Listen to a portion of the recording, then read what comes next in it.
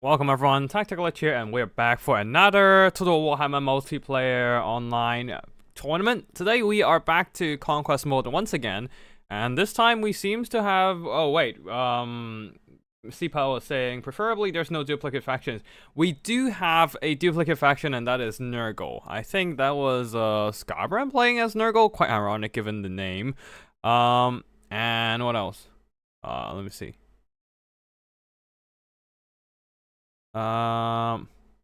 Yeah, I think there's Scabran playing as a Nurgle, and then there's also VM Clan's Pasha playing as Nurgle as well.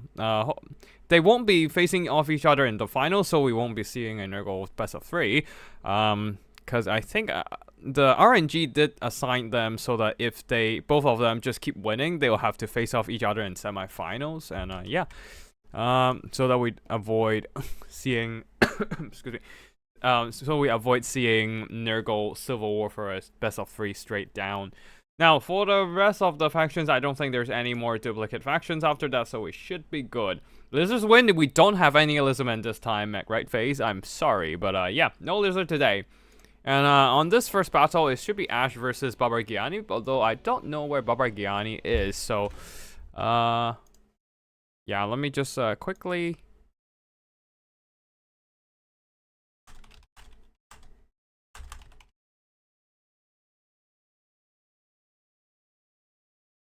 Let me just quickly... Yeah.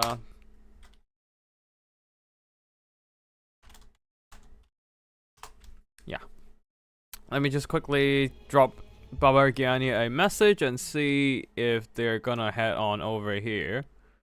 Hopefully they see my message. Otherwise, we will just have to wait a bit. They might not have read Discord. We shall see. But yeah, anyways, Ash versus Babargiani. In this one, I think it's Wood Elves versus Ogre Kingdoms. This might be a tough one for the Wood Elves. Although we are in the forest terrain, so maybe they'll have some trick up their sleeves in the kind of forest kiting tactics. We shall see here, but Ogre Kingdoms, a lot of meat, a lot of HP, and mobility in the form of Saber-Tusk packs, Mornfang cavalry, crushers, that sort of stuff. Certainly can rush down the Wood Elves' kiting attempts with enough of their bodies. Even like Ogre Bulls, they are cheap and cheerful, but they have more than enough speed to catch up to kiting units. So it can be quite rough for the Wood Elves due to their lack of armor in general to hold back those Ogre Tide, the Ogre Meat Tide, the Belly Tide. We shall see what happens here. Babargiani might have some tricks up their sleeves, and Ash here also playing Ogre Kingdoms. Ogre Kingdoms, I do love their faction a lot, but unfortunately they are just not in the greatest place on the meta right now. Anyways, actually I should load up the YouTube chat so that I can see what you guys are talking about right now. And yeah, we just do that, and okay, cool, we're good.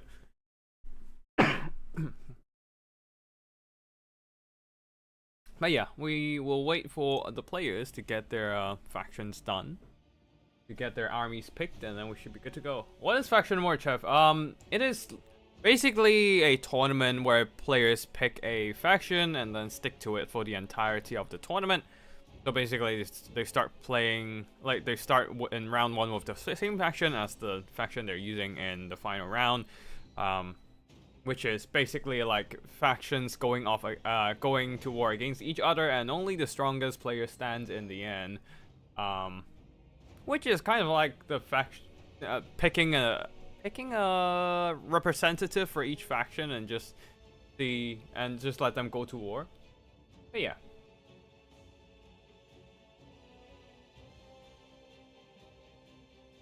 Yeah, everyone play one faction during the whole tournament, basically, yeah. No, preferably that's no duplicate factions. Unfortunately, we do have a Nurgle duplicate, so we shall see what happens here. The Ogres are done. I think we are ready to go. No, the Ogres decided to readjust some of their funds and get some other units. Alright, cool. Ooh, this is an interesting choice for an Ogre army here. I'm seeing some big belly boys coming in. Alright, we started. Let me just unblock the screen. And looks like we have a Treekin spam. Oh, there's not a lot of armor piercing on the Wood Elf side. I am worried. Oh wait, no, never mind. We have great Stag Knights, so that is good. Treekin, triple Treekin to hold the front line, and only one single Eternal God there. I am quite worried about this Wood Elf army. It's not a lot of infantry assets to hang on against the enemy mobility. Ooh, this might be a. Ooh, this looks. I've never seen this map on Land Battle, so this might be a conquest map. Either ways, everyone's just gonna collide in the middle, I think. So it should be fine. It should be quite straightforward. Over here, Barbarian going for a triple Treekin build. One of them, the Firebark Elders Regiment of Renowned Treekin, that can offer some fire resistance to surrounding units. Basically making up for the fire weakness of the rest of the Treekin. And yeah, other than that, one single Eternal God, a couple Glade Riders, or is it one Glade Rider? Yeah, a couple Glade Riders. None of them has any special ammo. But the Glade Gods do have some special ammo in the form of poison hackbane tips. No armor piercing though, no Starfire Shafts. I am quite surprised. Starfire Shafts theoretically really good against the Ogre Kingdoms, cutting off their healing by half and also just doing AP damage against their armored entities. But there's none of those today, so we shall see if the regular Glade Gods can cut it. Now, other than that, we do have a couple very strong armor piercing cavalry here. Great Stag Knights. 2 units in total, so they might be the best hope for the Wood Elves to counteract enemy heavy cav. In this guy's Spell Singer of Beast with Transformation of Kadon for the Great Eagle summon. Not the greatest, because the Great Eagle is just quite weak as a combatant, and the Ogre Kingdoms don't really care about that. Curse of Armor Air and leading the army. A Glade Lord on a Great Eagle with Helm of Discord. This is a very, very narrow army. Wait. I don't know if they even spend all their money on the units, actually. Anyways, for the Ogre Kingdoms army, a very simple line of Nobblers backed up by a line of Iron Guts. So a lot of bodies, a lot of a charging mass. Plus 3 units of cavalry, one of them... are there crushers? No, all of them are just one-fang cavalry. One of them with great weapons, 2 of them with great weapons. And in the forest, moving up, we have the Hunter slowly inching through the tree lines here. Wait... Did the Wood Elves even spend all their money? That's 900 gold. This is roughly 3,000 gold over here, and then another 3,000, 6,000 in total for Great Stag Knights. I don't know if the Wood Elves even spend all their money. Like, this is too narrow of an army to make sense, actually. That is a bit weird. Anyways, I need to check those army spend afterwards. But yeah, anyways, we can see... Oh, are there any chevrons? No, I don't think I see any chevrons. Anyways, the Ogre Kingdoms are moving up and getting peppered a bit by enemy archer fire. So taking some minor damage, nothing too insane. Now the Iron Guts are coming in with their armor piercing damage. They don't have anti-large, but they still have armor piercing damage and very solid weapon strength, and should be able to get some work done against the Treekin. And most importantly, there are too many Iron Guts and too few Treekin. Some of them manage to push through gaps between the Treekin and get on top and push through and shut down the Glade Gods. And a very crushing charge coming in from the Monfang Cavalry. Absolutely trampling these Glade Gods, immediately dying with that collision damage from all those heavy cavalry. Just 3/4 of the unit gone. Over here, though, the Slaughtermaster get caught by the Glade Lord, forcing the Hunter on the Stonehorn to come and save him, using the Mass to basically push through the Glade Lord and punch him back. Allowing some Iron Guts to come in as well, just to pin down the Great Eagles. The double Great Eagles, triple Great Eagles, actually. One of them, the Great Eagle summon, while at the same time, Great Stag Knights doing an enveloping charge into the rear of the Iron Guts, getting some pretty good damage done with their AP damage, while the Glade Riders with their speed there is just easily staying away from enemy melee units, slowly peppering down enemy health with their archer fire. While over here, Spellsinger continues to hunt down the Slaughtermaster, who is punching back, plus some Iron Guts helping out. The Slaughtermaster might want to get a throw guts on himself. He's getting quite low. Or, ooh, even the Hunter is taking a ton of damage from the Glade Lord. The Glade Lord doesn't actually have that much armor piercing damage, but for some reason, the double Great Eagles just seems to be taking a toll on his HP. Yeah, there's not a lot of armor piercing. Okay, here go. The Great Stag Knights are here. Surround him as well, which is gonna do some good damage here. While the frontline Iron Guts are punching down the Treekins, it's taking them some time, but they're slowly grinding through their way. And Monfang Cavalry are in the back line, just recharging those trees and also punching. And the Spell Singer over here is surrounded by Monfangs and the Slaughter Master, taking a ton of damage. Ooh, a Wisest Wild Form here, boosting the Glade Lord's damage power. Plus the armor piercing damage of the Great Stag Knights. Actually, the Hunter is getting quite low indeed. But there are more Monfang Cavalry who has a Trove Gut support, almost getting to their heal cap now. Coming in to screen and surround, beat down the Glade Lord. There's a Helm of Discord? Yeah, Helm of Discord here. Nuking the melee stats of the Monfang Cavalry, but that is not quite enough for the Glade Lord to swing this engagement around. The Spell Singer is almost dead, still being surrounded by all those Monfang Cavalry, unable to escape.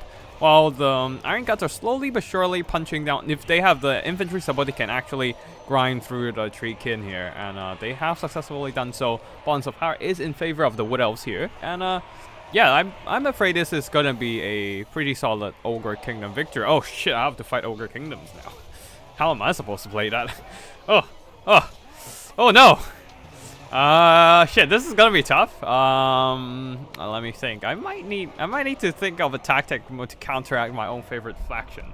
This is a bit rough. But yeah, anyways, you can see the Treekin are just gonna get whittled down. Just my luck that I got a bad matchup right from the start. Bahrain, you were playing Tomb Kings, no? Let me check. I think, if I remember correctly, you were playing Tomb Kings, right? But yeah, and you can see on the screen then that the Wood Elves are slowly getting whittled down. There are still quite a few of them are still holding. Ooh, a Trollguts here coming in for the Hunter on the Stonehorn, getting some massive HP boost as the rest of the Treekin continues to get surrounded and beaten up by a sheer amount of AP damage available to the Ogre Kingdoms. Now, of course, the Firebark Elders can apply fire damage to cut down enemy healing, but it seems like they are failing to land a hit onto the Hunter, so that on fire effect isn't exactly working yet. And they're holding, but the rest of the army not so much. Surrounded by Iron Guts and Monfang Cavalry. You know, even the Great Stag Knights just getting overwhelmed. Like, they managed to charge and surround the Hunters and whatnot, but then after that they just got recharged by other Monfang Cavalry and just take a bunch of damage. They are great damage dealers, just not great at holding against enemy damage. So that is just gonna be a victory for the Ogre Kingdoms.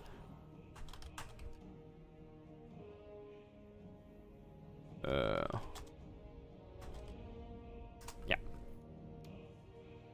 Okay. There we go. We saved. Just saving some replays here. But yeah. The Great Stag Knights got some damage done on the charge, but once they get charged, they just died. Very unfortunate there. While the Treekin, theoretically, they can hold the line, but I think the Ogre Kingdoms might not really care, since the Ogre Kingdoms are not really shy from dishing out AP damage, because when you think about it, all their cavalry are armor piercing. Monfang Cavalry and Crushers, they're all armor piercing, and when you're playing against the Wood Elves, you're basically bound to take some of your heavy cavalry as the Ogre Kingdom. So the Treekin can hold the line, but they're also quite expensive and not exactly worth the cost. I would probably maybe bring 2 of these, the regular ones. Maybe, I don't know. I feel like the Wood Elves aren't taking enough money. Okay, actually I need to fight. I need to go and fight Ash, so let me just jump into the lobby. Because it's me and him now. Alright, I am going Greenskins versus the Ogre Kingdoms. Actually, let me just check the Wood Elves army first. If I remember correctly, 1, 2, 1, 2, 1, 2, 1, and then trees. Yeah, 900 gold for a regular Treekin. That's not that much money. I feel like there must be something missing. Okay, let's see. Great Eagle, Wild Heart, Wizen's Wild Form, Curse of Honor, Aaron Cardon. Okay. Actually, it's about right, actually. I would probably cut some of these abilities just to get a dragon, honestly. There's no need for transformation of Cardon, and I still need a bit of money, so Wizen's Wild Form, Curse of Orma Air. I'll probably just do that if I was playing as the Wood Elf player Barbagiani previously. Just having a more solid damage dealer like a dragon would be nice. But anyways, that is not our game here. Oh, actually, you don't even need an eagle caster. You can put him on an elven steed and that will be fine. Anyways, that is not our game here. We are supposed to go Greenskins. And yeah. Cut all spells and pick just construct on my air, in my opinion. Yeah, that would work too. Oh no. Oh, Demons of Chaos versus Tomb Kings. Ah. That would be quite a painful one. Especially Demons of Chaos can have some really strong tools with the Fiends. I don't actually play that matchup a lot, so I need to check. I'll have a look at your replay and see what's going on in that matchup there. Anyways, we are supposed to play this matchup ourselves. Greenskins versus Ogre Kingdoms. I don't think I've ever lost a match as the Ogre Kingdoms against Greenskins. This is gonna be rough. Shit! This is gonna be fucking rough. I'll take a Doom Diver Catapult. Be a Hammer of Gork, and then I need max Orc Boy Biggins. Maybe even Savage or Boar Biggins. I am, yeah, maybe I actually... Yeah, let's just take regular Orc Boar Biggins. I need a lot of goblins, and by a lot, I mean a whole fucking lot. Rusty Airs, and...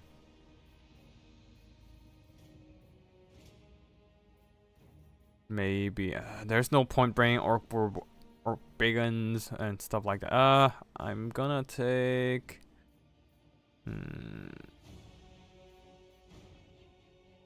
Where's that? No. Nah, I'm just gonna take a Night Goblin War Boss and get him on a Great Squig, Fermented Fungi, Spite of the Bat Moon, Get Back Ear, and a Tormentor Sword for all those debuffs and shit. Let's see, Night Goblin Shaman, and let's just turn off everything. Sneaky Stabbin', Gork will fix it, these two will be fine.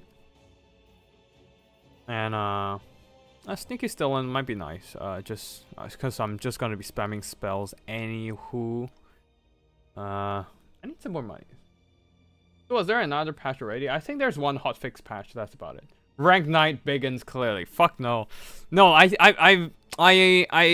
actually absolutely dread this matchup as a Greenskin, because again, I love playing this matchup as an Ogre's player. So that means as a Greenskins player, this matchup is gonna suck for me. So yeah, I am not looking forward to this matchup at all. It's pretty damn horrible. I can confirm as an Ogre player.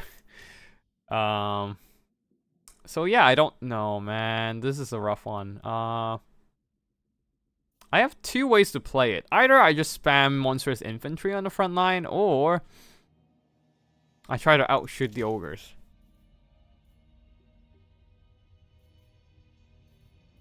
This is a rough. Oh, hold on, actually. Have I actually ever lost this matchup as the ogres? I don't think I ever did.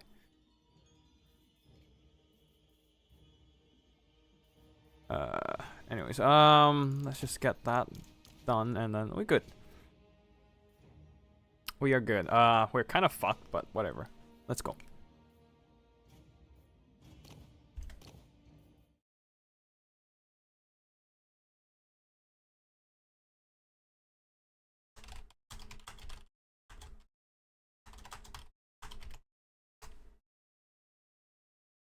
Alright, I don't know if our opponent will remember change maps or not, but we shall see. Ronan, I would cut all infantry, to be honest. Only one spear wouldn't do anything. 2 archers would not shoot enough to. Yeah, I don't see the point of bringing 2 non-armor piercing archers as well. As a Wood Elf against Ogre Kingdoms and whatnot. But I feel like it's a pretty tough matchup for Wood Elves. Unless they go melee, I guess. I probably would try to bring Zotes. That's probably my bet here. Especially the Ogre Kingdoms lack the kind of armor, the magical attacks that punch for physical resistance. So if you get a Zote and just dump some flesh to stone for those physical resistance, that would be really nice. Anywho's, we just gonna wait. Yeah, we gonna wait a bit for our opponent here to get ready.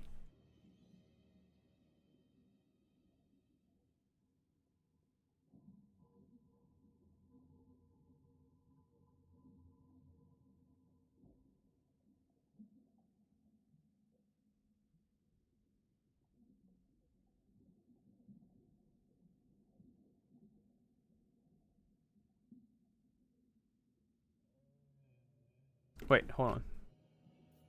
Why are we not getting ready? What?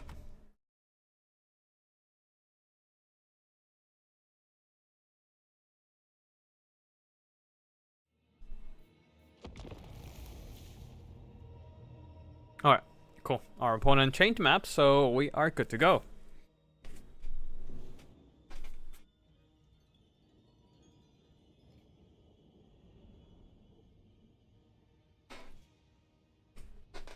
Yes, Crumpin. Good morning, gentle people. Good morning. I suppose you're in America, or the similar time zones as America. Hope you had a good day. Alright, Peasant Pastures. Have I ever played on? I don't think I did, or... whatever. But yeah, this is gonna be a rough one. My best chance is probably to cause some terror out with the swamp things here. I think I've lost against a Greenskin player once, maybe.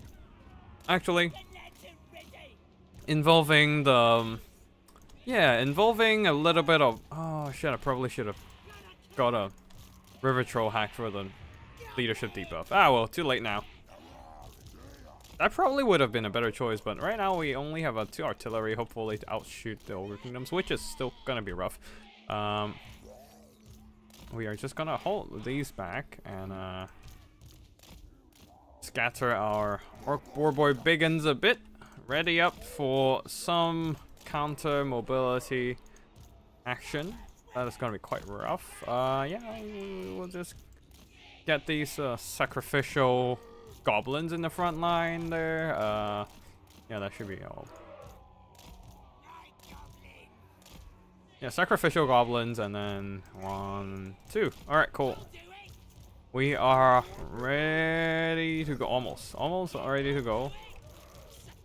And then all of these guard mode. Good luck, have fun to our opponent, Ash07.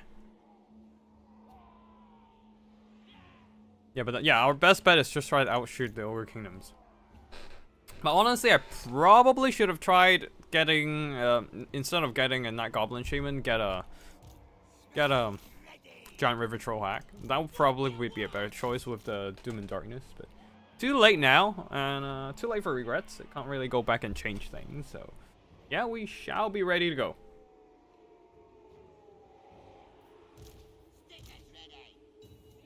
Alright, looks like our opponent is ready as well, and it's a very similar build.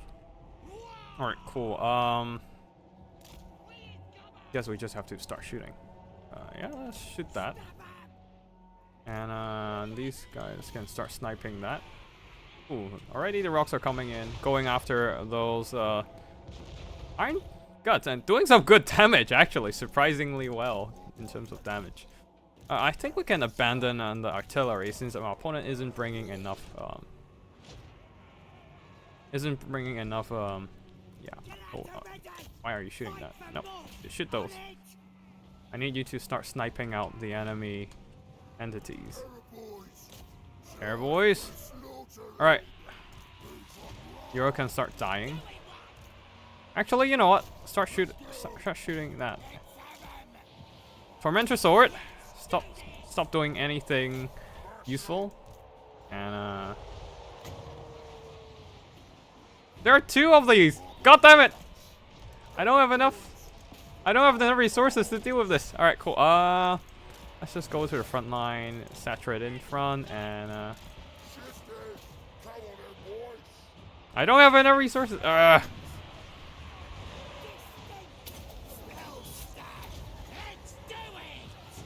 Alright, got some anti-lodge going. Start firing. Yeah, I don't really have much answer for this. My best bet is just throwing in all the bodies I can find, just trap the enemies in here. And look at the impact damage, holy shit. Yeah. My boar boys are dying. Alright, retreat. Just retreat, guys. Wow! Get the wah going! Alright, you go ahead and start fighting. Alright, cool. We broke through. We broke through on one flank. We just need to keep them rolling.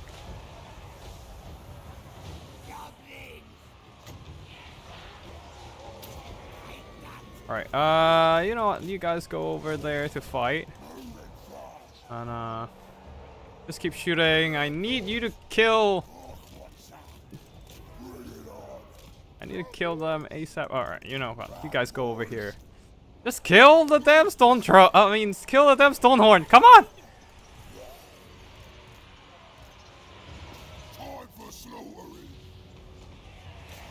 Alright, you know what? Everyone, Tormentor Sword. Alright. Everyone lock down. Just keep shooting, boys! Alright, you guys retreat over there.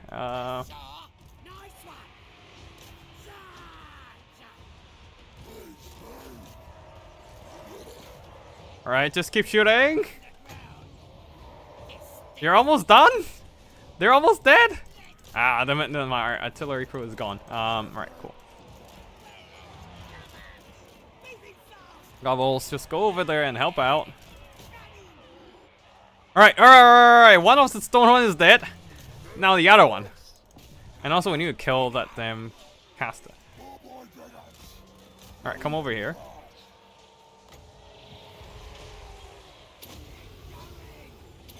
No! Why are you running? God damn it. Alright, you come over and help out or something. Alright, you guys keep chasing. I kind of... yeah, this is still, it's very rough, man. Holy shit. Alright, go and chase that. And you guys... We are not getting any points yet. God damn it.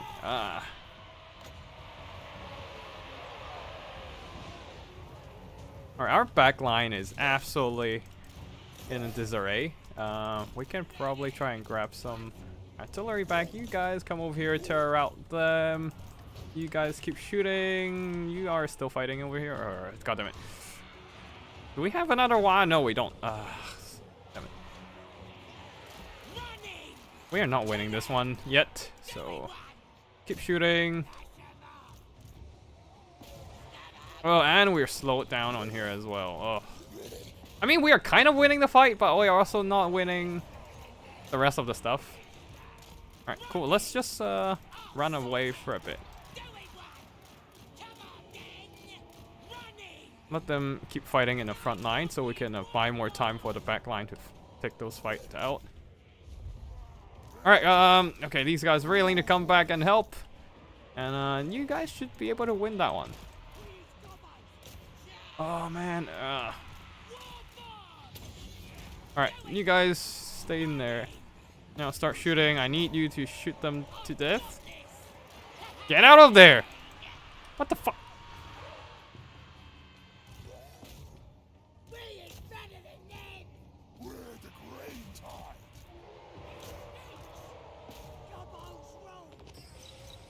Right, finish those guys off, and they're getting extra ingredients.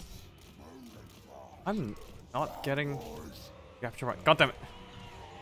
Okay, ignore the Stonehorn for now. Go fight other stuff.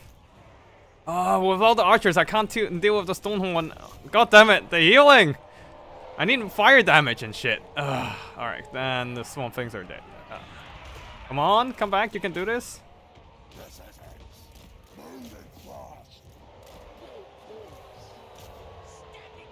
God damn it. Alright, can we get a Wa out in time?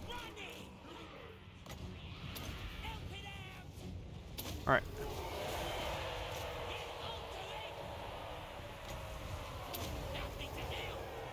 Alright, let's see if we can get a envelope thing charge. Come over here and charge them down. You guys go over here. No! Routed. Nah, I think that's that's over. We tried our best. No, it doesn't work. Man, this is a rough matchup for the Greenskins for sure. Ogre Kingdoms just... I mean, there's nothing for the Greenskins to counteract the Ogre's healing. There's no fire damage to cut off the enemy healing here for the Greenskins. So, as a result... Oh, wait, why are you here? Either ways, I don't think we can win this one. There's... Like, you can see the Stonehorn, both of them got heal capped by the Troll Guts. And I couldn't do shit about it. I guess the archers did some good damage. Yeah, the 1,500 gold on these archers here. Man, they did some work. There's just too much HP to cut through those, yeah. There's just too much HP to cut through, on those Stonehorns. Ogres are like orcs, but bigger. Yeah, basically. And also they have healing, which Greenskins do not. Which kind of sucks. I probably should have brought the Giant River Trollhack instead of the Hammer of Gork. The Hammer of Gork didn't do jack shit. Neither did the Doom Diver Catapult. Instead, the archers. I probably should have brought more Daka. That probably would have helped. And something... I think I need something more to hold the front line. That's probably what I needed. GG on my opponent. Lord Snipe somehow, maybe? Yeah, but it's still very hard. I guess I can try... Azak the Slaughterer, but I don't have enough stuff to snipe the Lord. If anything, even if I try to Lord Snipe, my opponent can just jump in with those, interfere with those Stonehorns and, like, disrupt. Which would be quite rough. Something like... Oh, Soul Blight might be nice. Doom and Darkness, and then... another Night Goblin Shaman. Night Goblin War Boss. Yeah, that probably would have been better. Fermenter's Sword, Fermented Fungi. Cut that one out. And, Spite of the Bad Moon? And, that. Yeah, that would have... This would probably be better. But yeah, anyways, that's gonna be it for our run here. As I said, it's a very rough matchup for Greenskins. I think I've basically won this 100%, except that one time Strat Games. I think I was playing against Strat Games, who brought a Giant River Troll Hag. Wait, no, who brought the Swamp Things, the Terror plus like leadership debuffs from the Giant River Troll Hag and stuff. Force a bunch of routes on my Ogre Kingdoms units. But either ways, GG to my opponent there, and congrats to them for winning. Let's go and have a look at the replays. I think some of the replays are coming in. Yeah, some of the replays should be coming in now, so we can probably start casting as well.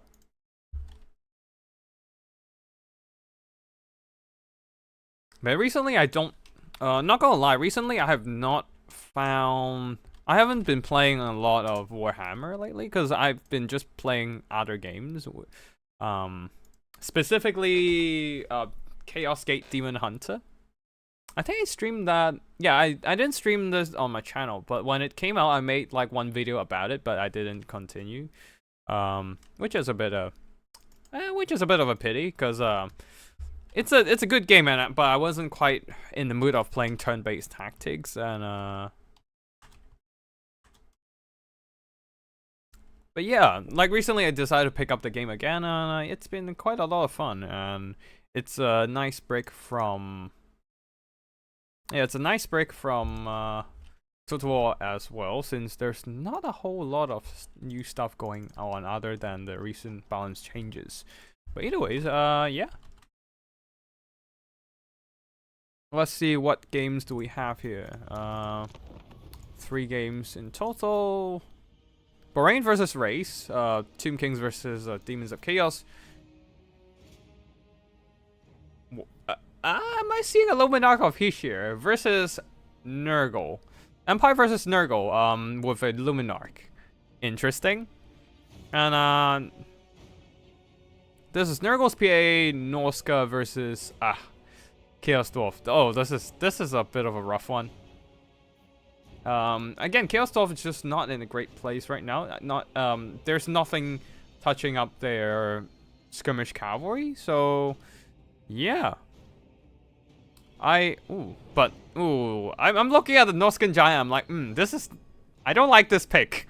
But let's see what happens here. Before we have another, I don't know when we're gonna have the next game going, because I assume there's still some games going on in round 2. So we're just waiting for those to conclude, and then we can probably try to find a semifinals game to cast. But for now, let's just go into the replays here, as we do have quite a few replays. Yeah. Anyways, over here we had, in this first game, we have a Bahrain versus Race. Demons of Chaos versus Tomb Kings. Bahrain going Demons of Chaos. And only 2 Fiends, because that is the tournament limit. But the rest is quite an interesting army, a line of Bloodletters, plus some Seekers. This is a bit of a rough matchup for the Tomb Kings here, since... Oh wait, no, for the Demons of Chaos, since Tomb Kings is very strong right now. And they have some very solid firepower that can shoot the Demons of Chaos. No Demons of Chaos fire. No anti-Demons firepower. Let's just go for their army builds one after the other. But we do see a lot of single entities on the Tomb King side. And now for the Demons of Chaos, front line of Bloodletters supported by some Fiends on the right flank, Seekers on the left flank immediately hopping onto the Skeleton Horses, doing some nice damage, and the Chaos Furies moving on up the flanks as well. Over here, Seekers also catching some Skeleton Horses, and in the skies leading the army, Herald of Tinge with blue fire and pink fire combined for some spell casting fire damage on the other side of the battlefield for the Tomb Kings. Oh, some menacing single entities here. Tomb Scorpion, who recently got a collision damage. I forgot to cover it because it wasn't in the patch notes. And but yeah, CA probably just missed it out putting it on the patch notes. It's definitely with new collision attacks now. Sphinx of Uzkef here, supported by a line of skeleton warriors, and then at the back there 2 Shaptis leading the army, Cetra the Imperishable on his own giant War Sphinx, not on Chariot of the Gods even after the buff, since War Sphinx is still a better mount option than the Chariot of the Gods, unfortunately.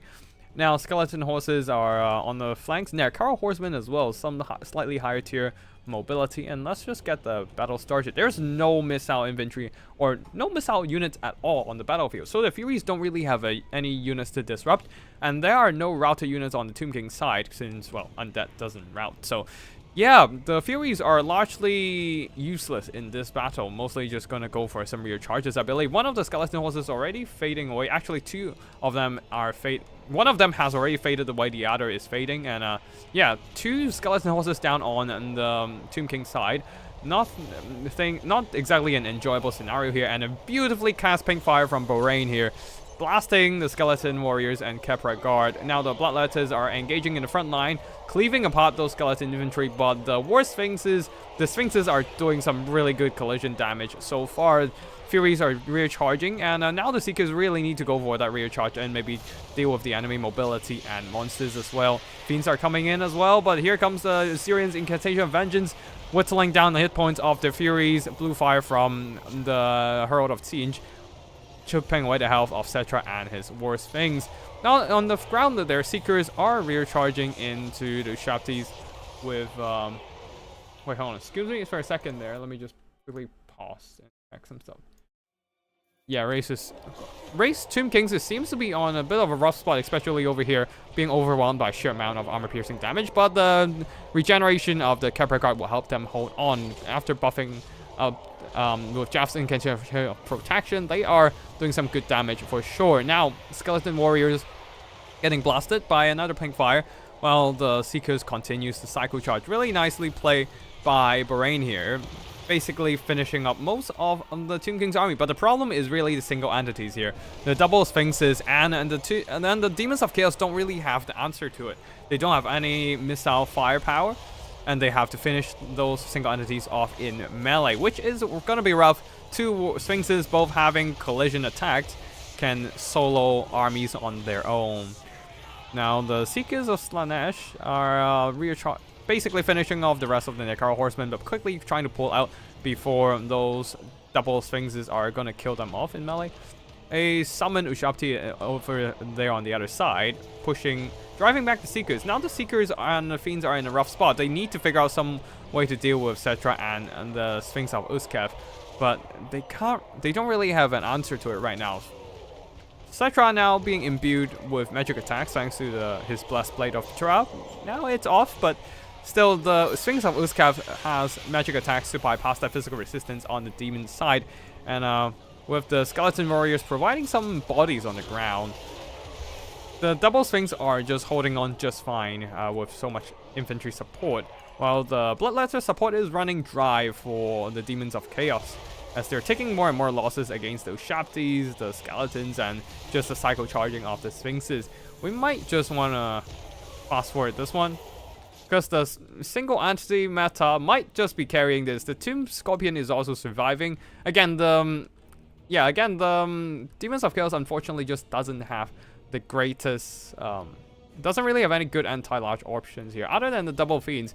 The two Fiends, once they manage to get a surround on the Cetra, manage to do quite a bit of damage, but the Sphinx of Uskev is just mincing them up for breakfast with his double sword arms. And yeah, they managed to get the Cetra pretty low with the blue fire and the Fiends around, but but still, it is just gonna be army losses for the Demons of Chaos, allowing the Tomb Kings to secure that win here. And yeah, the Sphinx of Uskev getting some solid damage value after all, and alongside with Cetra the Imperishable. The rest of the army not quite so, mostly just single entities carrying it. And yeah, unfortunately, the Demons of Chaos in this scenario here doesn't really have any good anti-large options other than trying to surround those single entities with the Fiends. The infantry killed a bunch of skeletons, but just not quite enough to deal with that kind of a single entity spam meta, which is something definitely I would say CA needs to look into, is to how to balance those single entities again. Hold on, do they have? Is there any? Huh.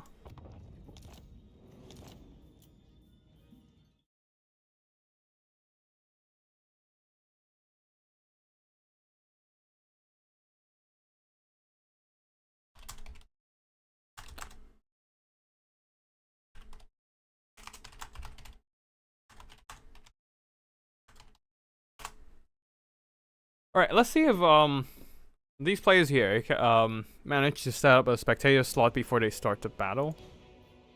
If not, we might just have to wait for the replays in that case.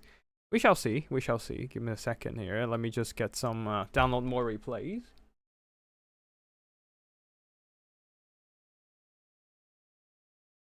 Just gonna check. Round 1 and then Brustles. Yeah, I think we've got all the round 1 replays, I think.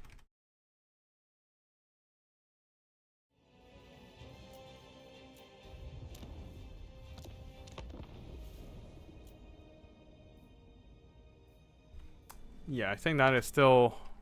Anyways, let me just get some replays sorted, and then we can... we can see if the players are still...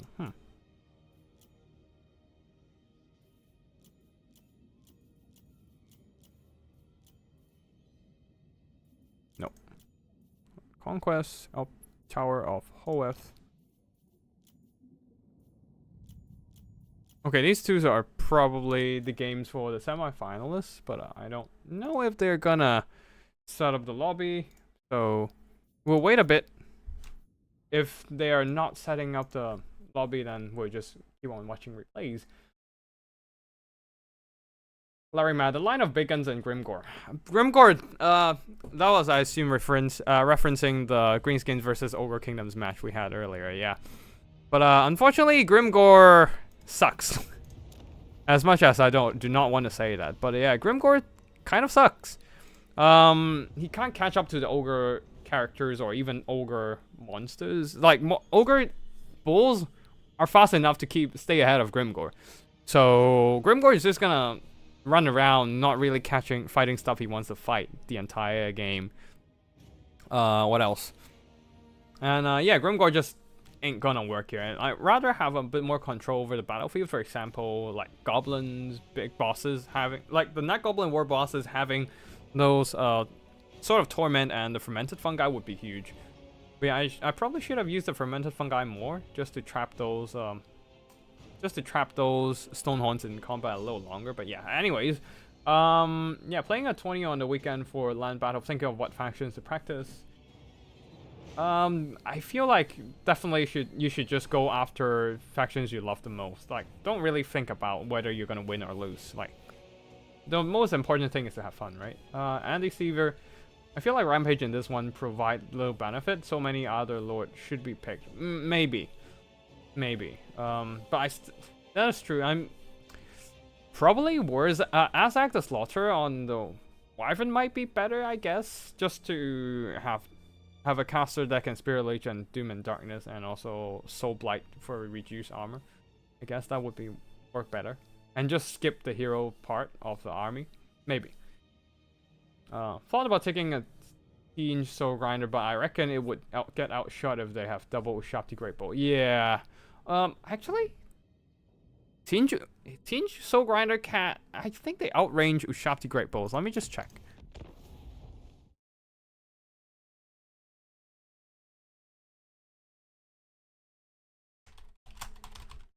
Oh, the players already started, so yeah, we're not gonna check out the live semifinals.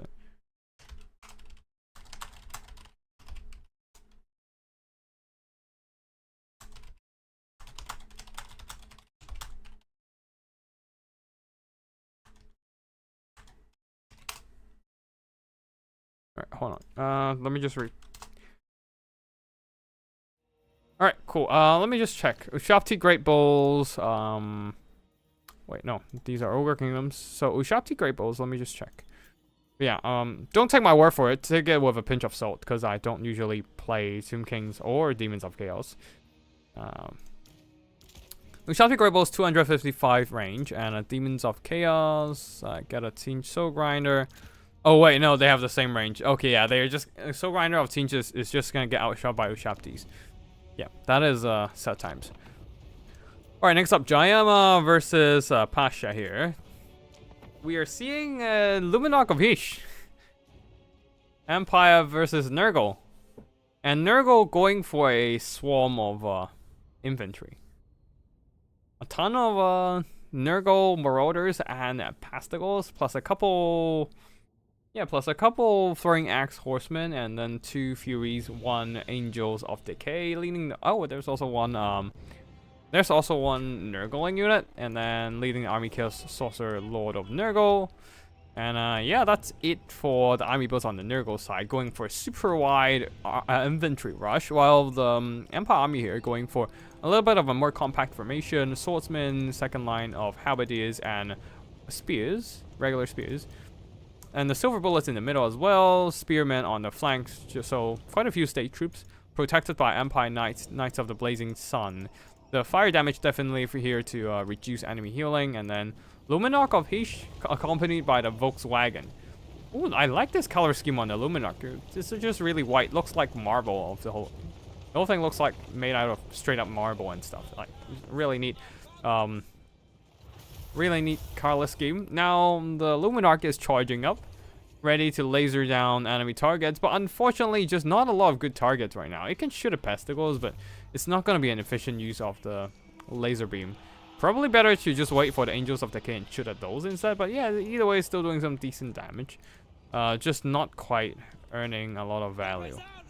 Only 72 gold worth of damage. And remember, it only has 14 shots max. So yeah, 14 shots of these is like 900 something gold worth of damage value. And the Luminarch of Heesh is expensive, costing almost 2,000 gold. Definitely could use some better targeting priority here. Maybe try to aim down the Chaos Sorcerer Lord, but the Chaos Sorcerer Lord is definitely aware of the deadly laser. Just hiding in the tree line there, just not wanting to get exposed to those laser beams. While Volkmother Grim is just gonna do some Happy Chariot things, rolling through enemy infantry lines, getting some impact damage done, while the rest of the Nurgle infantry presses on and try to pressure it down on the Empire front line. Luminarch continues to fire, getting very limited damage value. Really needs to start switching targets over to those Angels of Decay there. One shot is basically one kill. At least if you can knock out the Angels of Decay unit, that would be pretty nice. But yeah, no, stop firing at the Marauders. Anyways, Furies are diving onto the back line, noticing those silver bullets back there, just trying to disrupt them. And the Luminarch continues to not fire at the Angels of Decay. At least it's not wasting ammo into the Marauders because the line of sight is blocked by their own state troops. On the side there, Empire Knights pressuring those Murder Horses who forgot to run away. And yeah, they're gonna get caught and slaughtered in melee. Silver Bullets opening fire at those enemy infantry as well. Ooh, actually I forgot to talk about the spellcaster. Fire Bright Wizard. Dropping a Burning Head onto state troops and Marauders, but unfortunately the curvature of the Burning Head hit up quite a few of their own state troops, burning down those swordsmen. A nice stream of corruption though from the Nurgle army here. It's just whittling down those silver bullets, half a unit of HP gone from there. Luminarch of Heesh getting hit by the Tears of Nurgle. Probably should stop repositioning and just start aiming down the Angels with Kick Decay.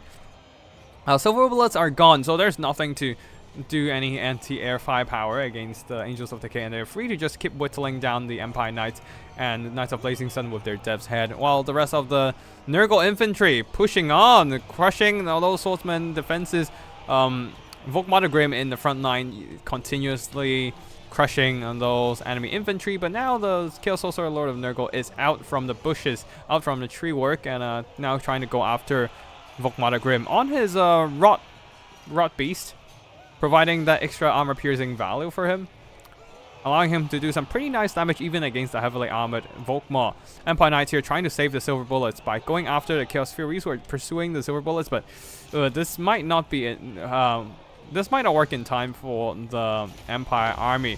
Another stream of corruption, slowly but surely whittling down the rest of the state troop support, while Volkmar returns the favor with his Soulfire Bombardment, blasting away some of the enemy Pestigors and Marauder infantry as well. Empire Knights desperately trying to hold the front line.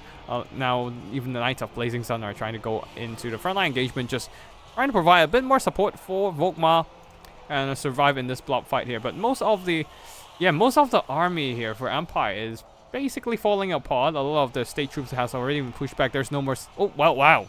The silver bullets, 29 of them, less than 1,000 HP left, have regrouped on the far side, ready to turn around and fire, I believe. But more Pestigors are coming in, and yeah, this is gonna be rough. The Bound Banishment on Volkmar, clearing out a ton of Marauders, getting some work done. But Stream of Corruption once again whittling down the Empire Knights. Now the Luminarch of Heesh getting some very minimal damage value, trying to get the hell out of there, stay away from those Angels of Decay. But there's not much to save them right now, as the Empire troops are all very busy fighting elsewhere, or getting busy run down by those Nurgle troops. And yeah, basically at this point, all these Empire troops are on the run. And Volkmar the Grim is left alone, alongside the Luminarch of Heesh, but yeah, the Luminarch of Heesh is just gonna get routed by the Angels of Decay. Not aiming the laser beam of the Luminarch at the Angels of Decay is definitely a big mistake from Jaima here. Quite unfortunate, but yeah, Pasha will be succeeding with the army of Nurgle Burning Head straight through the Marauders. But at this point, Pasha, the Nurgle player, is in a dominant position here, having basically all the infantry of the Empire army routed and keeping those tattered knights on the run. Burning Ashes continues to whittle down the rest of the Empire Knights here. Silver Bullets have regrouped and start firing back, but the Marauder horses with their missile block chance of their bronze shield. They don't really care. Just straight up go into... is that a charge? Yeah, it's straight up a charge into those silver bullets. Army losses hits and only Volkmar remains on the battlefield. And that should be GG. Angels are just going in for the melee kill, surrounding Volkmar, slowing him down, and also allowing the Chaos Sorcerer Lord to catch up and beat up the Volkswagen with his armor-piercing Rot Beast. But yeah, GG to both players here. Nice infantry rush from Pasha there. I would say, yeah, Jayama can definitely target the Luminarch of Heesh a bit better. Like, don't shoot it at infantry. Shoot it at the most expensive thing you can find in your sight. For example, the Angels of Decay. Just cutting out this elite mobility can probably save you a lot of trouble in the late game, especially with the Death's Head that can do insane damage against your valuable armored units, especially your armored knights. Silver Bullets, unfortunately, just not quite able to survive under the harassment of those Furies, and didn't quite able to earn back their own worth. Volkmar the Grim tried his best to hold the line, but alas, the rest of the Empire army didn't quite manage to hold up against so many Marauders and Pastigos. So that shall be a resounding victory for Nurgle here, and yeah, we shall see if... Oh, that was quite a quick semi-finals from Bjorn and Rusto. So their battle has been decided. Ash and Flower are still duking it out. I assume we're just gonna wait a bit. Other than that, let's see. Let's just grab the replays and yeah.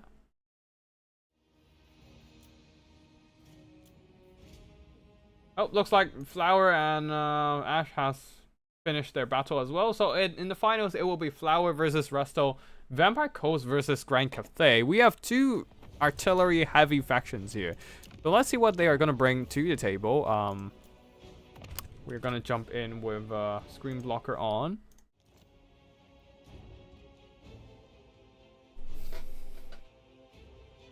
And yeah, Rusto is already all set.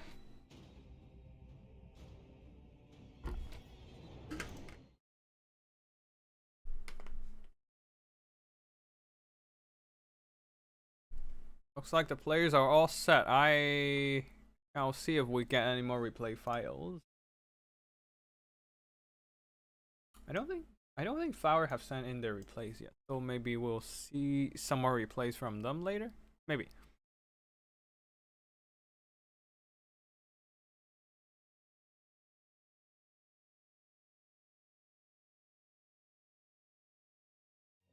Alright. Yeah, Grand Cathay versus Vampire Coast. Is this going to be an artillery matchup? Like, Carronades is slightly cheaper than Grand Cannon, so we can probably expect... I can't really say much, actually. When you think about artillery, both sides have some quite similar options. Grand Cathay having those Grand Cannons plus Crane Gunners, while the Vampire Coast having something similar in the form of Deck Gunners plus Carronades. Though I would say Crane Gunners probably would win against Deck Gunners, simply because they have a more loose formation and are less susceptible to enemy firepower, while the Crane Gunners... while the Deck Gunners are gonna just get trash once any shots land in the middle of their formation, because they stand quite closely to each other and just get shot quite easily. Anyways, we shall see what happens here, as it is going to be a Grand Cathay versus a Vampire Coast battle.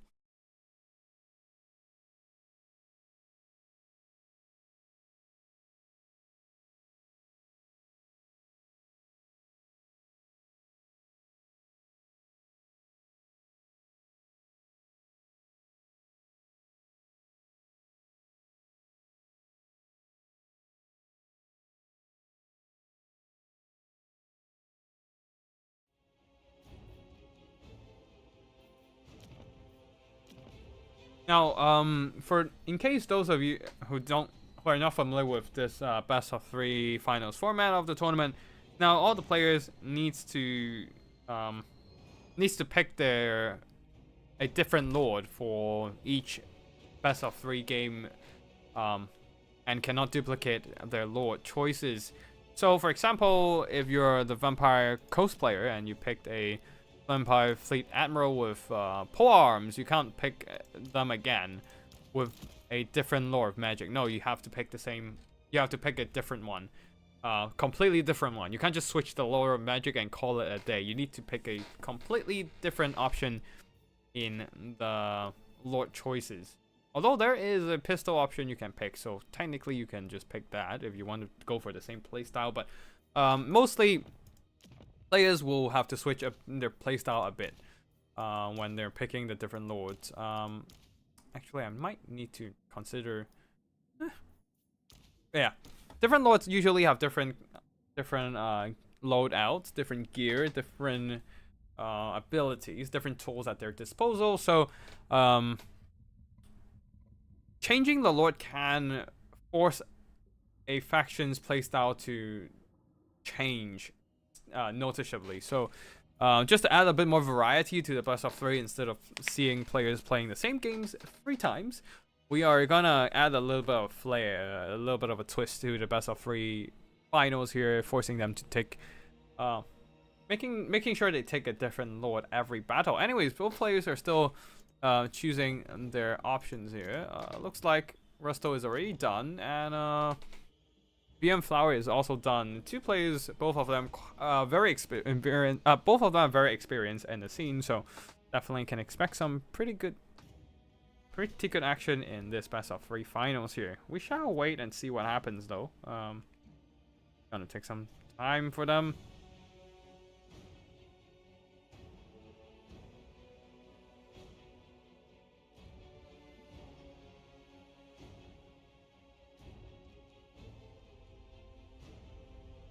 Alright, let's see what happens.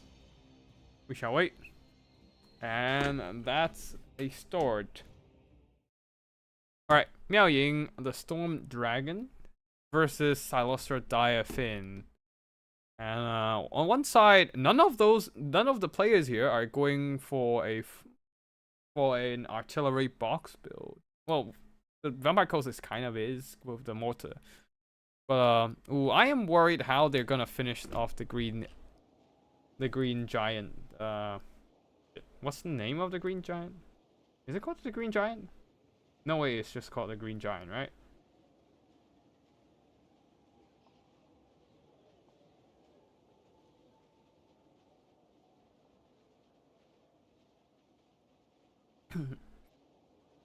All right, let's wait.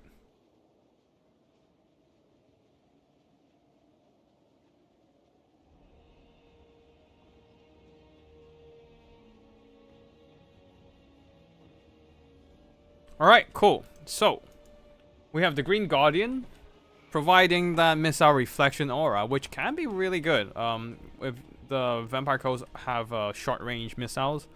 Because those missiles will have to get close enough to shoot at the Green Guardian, but then the Green Guardian will just reflect those shots right at their own face. So that would be quite an interesting scenario here to see how the Vampire Coast is going to finish off this giant single entity. The rest of the Grand Cathay army, a front line of Jade Warriors, second line of Peasant Archers in the skies, a bunch of Onyx Crowmen here, and we also see some Jade Lancers as a bit of mobility to counteract enemy scurvy dogs or just disrupt enemy missiles as well. Other than that, yeah, 4 Crowmen, Miao Ying coming in with that Earth Regrowth heal, plus Flesh to Stone. You don't really usually see this spell on the Miao Ying's toolkit.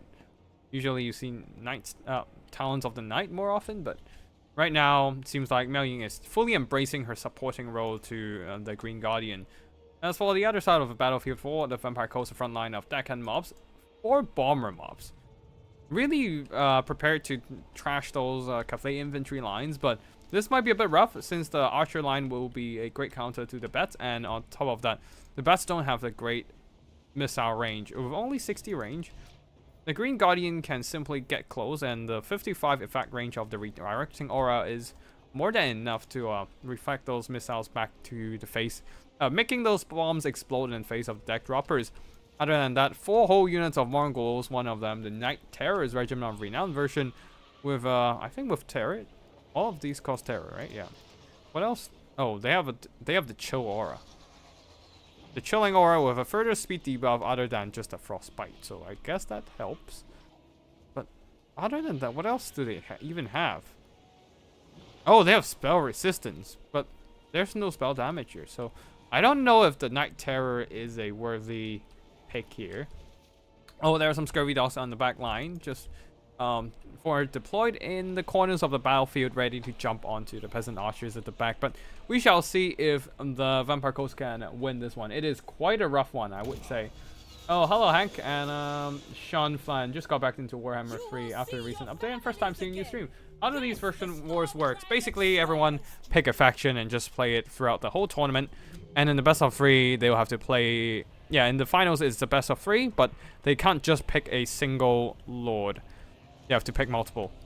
Yeah, that's in. They have to pick a different one every game. So, for example, here Miao Ying was picked on Grand Cathay, and Salostra was picked on the Vampire Coast side. So yeah, no more in Salostra or Miao Ying in the next battles. Now the Green Guardian going one-on-one versus Salostra and getting a pretty good hit onto Salostra. Now, Salostra can try to duel it out against the Green Guardian and Miao Ying, but it's going to be a rough one for the massive Leviathan, the Rotting Leviathan here. Getting steadily hacked down by all those AP damage. Bats are moving in position, ready to drop some bombs. Scurvy Dogs, though, being countercharged by the Jade Lances, so they will be quickly dispatched. There are some fell bats here, but they're not really consequential. Oh, the terrible scenario for the Vampire Coast army. Just seems to be getting perfectly counterpicked by the Grand Cathay army here. The Crowman managed to catch those the deck dropper bombers. And now all these bombs are getting shredded by the Crowmen in melee and by the Peasant Archers at range. On the far side, at least the Night Terrors and the Mongols are trying to get some work done here.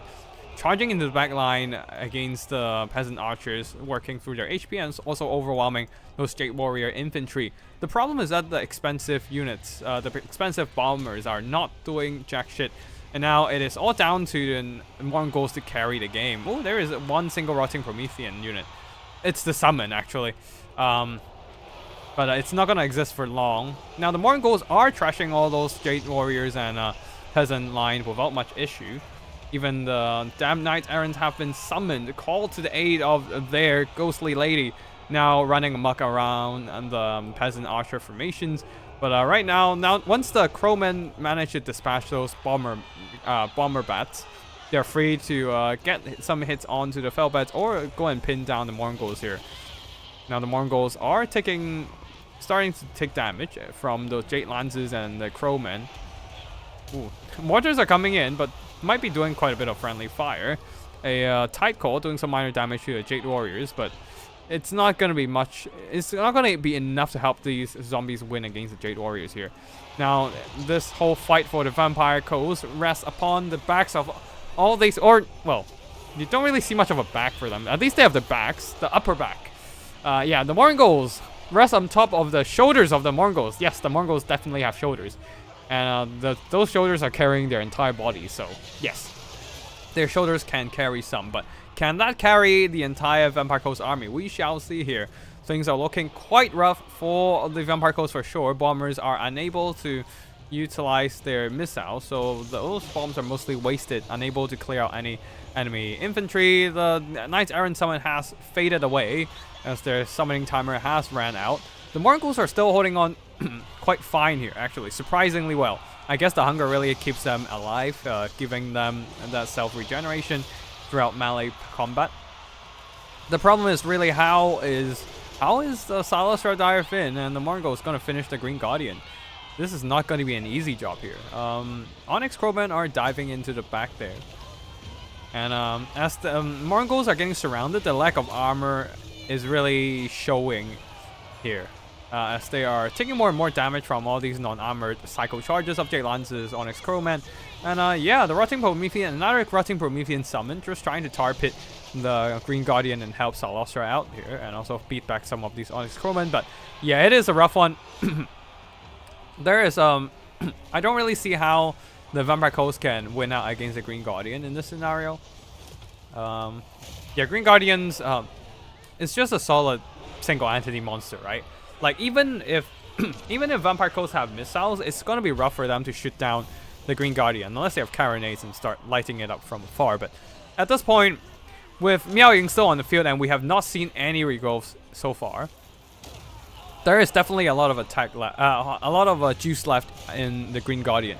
Not taking much damage throughout the battle. Yeah, it's probably gonna be a resounding victory for Grand Cathay there, as Green Guardian just doesn't really care. Any damage you take, he has more than enough wins from Miao Ying there to heal him back up. So yeah.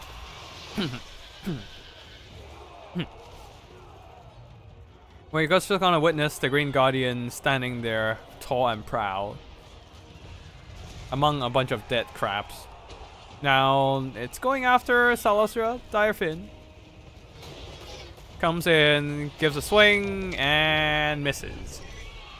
The Jade Warriors and Zombie Powered Daemon mobs are still noodling each other, but yeah, here comes the regrowth. This is just a regular one, so no overcast, but that's more than enough to heal back up all the lost HP of the Green Guardian, undoing all the work of the Morngulls, who sacrificed quite a bit of HP for. And yeah. Salostra, Direfin, and those Morngulls definitely trying to go out at go out in a last hurrah, but they're slowly getting weaker and weaker. The zombie mobs are no longer holding, so the Crowman and the Jade Warriors can now start returning to the back and aid this fight. Help out the Green Guardian and those Jade Lances. Some of these Mongols are even fading away, and army losses is gonna hit soon.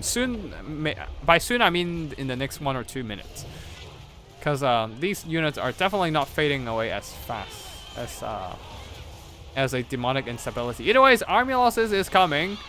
Some of these Mongols are dead. They actually managed to finish some Crowmen, but this Mongol is almost dead. It's on the verge of disintegration at minus 36 leadership already, so it's just gonna drop even lower soon. These guys are still holding up with their leadership, but now it's only Salostra in the fight and this relatively healthy Mongol. Now another Mongol goes down, and give it a bit more time. Maybe send these Onyx Crowmen come over here and do a rear charge onto the Mongols. That might be enough to put the Vampire Coast army into army losses. Anyways, we are gonna be chilling here.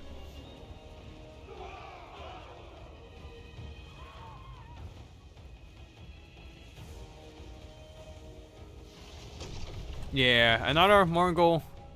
The Mongol. Okay, somehow the Night Terrors managed to stabilize their leadership. The problem is still the Green Guardian, who can still receive a ton of healing from Miao Ying. Salostra are going 1-on-1 against the Green Guardian. Even if the fight goes in evenly, it's still not going to be great for Salostra here, since yeah, she doesn't have active healing, but the Green Guardian does. But yeah, VM Flower definitely trying to hang on, trying their best to hang on, but the Night Terrors receiving another charge from Jade Lances, taking a bunch of impact damage. I feel like Rusto can even try to play a bit more aggressively, just force those maybe charge in those, yeah, charge in those Onyx Crowmen, just force those Night Terrors to start crumbling. And once the Night Terrors goes down, ooh, here comes some Onyx Crowmen intercepting the Mongol. Mongol goes down, that's army losses, and that shall be victory for the Grand Cathay.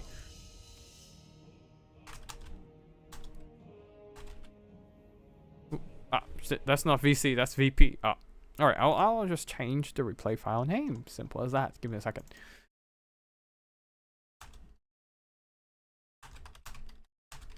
There we go.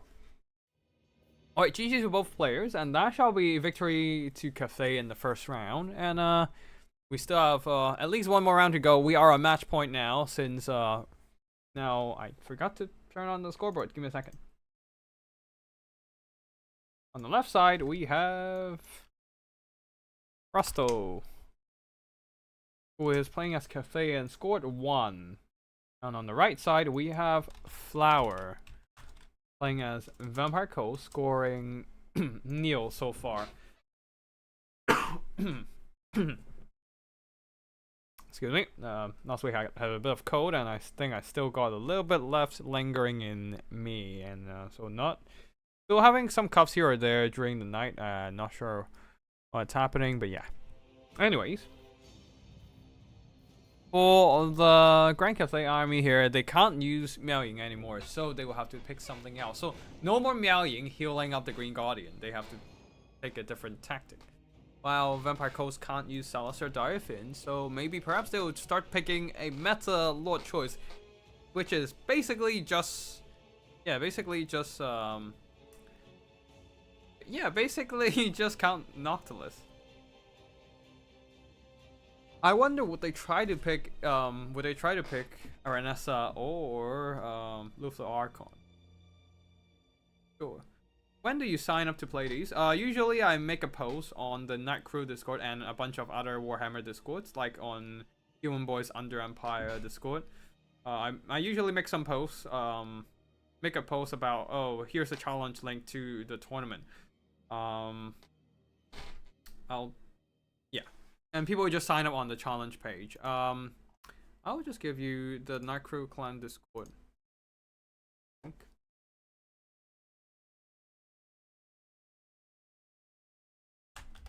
You can find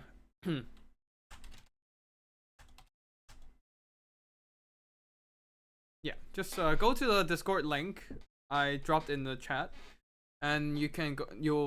You will find yourself in Night Crew Clan Discord with a dedicated tournament section with multiple events. I do Wednesday faction wars on, well, literally in the name, Wednesdays, and then there's the Thursday champion brawl, which is similar to the faction wars, but players can only pick one lord and just play multiple games in a Swiss format tournament. Hosted by Tequila Sunset, great content creator and great tournament host. I love watching him cast those games.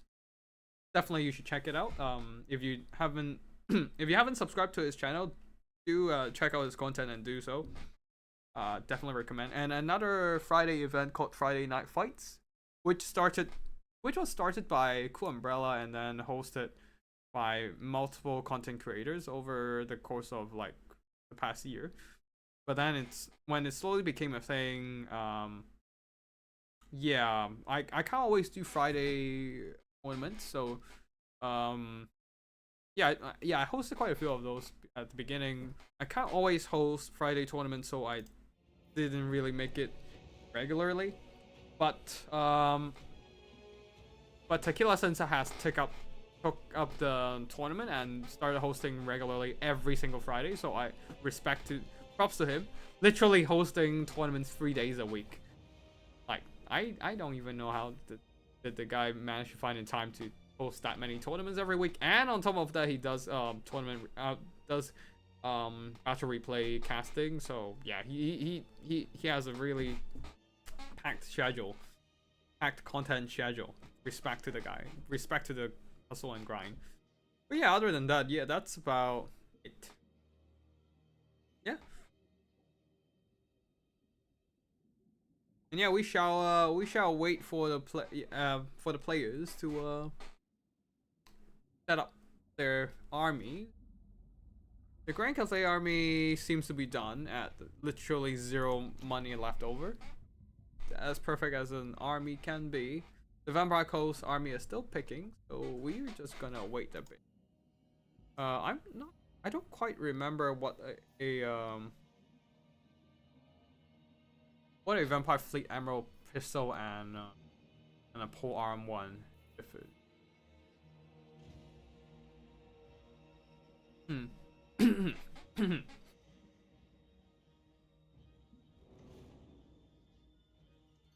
Anyways, that's it for army build, and we shall wait for the battle to begin.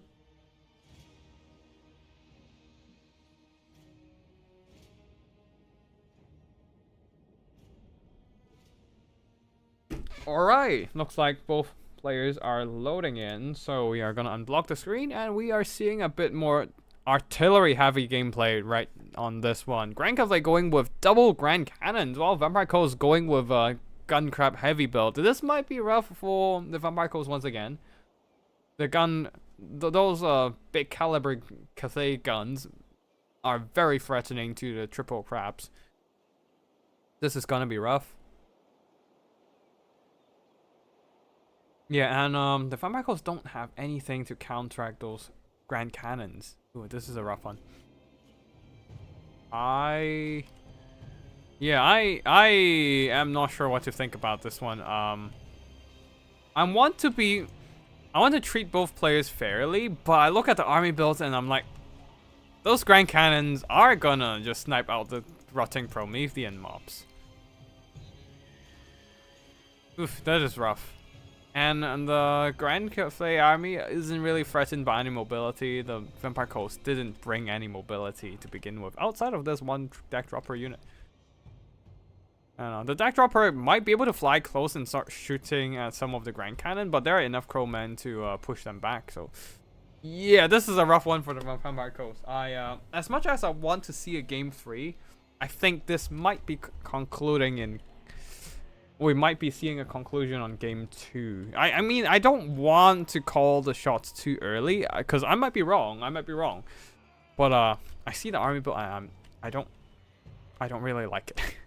Not gonna lie. Anyways, we shall see if Flower can pull this one back. He does have a really strong melee line here with a bunch of animated hulks supported by rotting Prometheans, and then there are some pistol mobs. Yeah, these are regular pistol mobs. And then a bunch of bomber mobs as well to bomb enemy front line. So we shall see what happens here.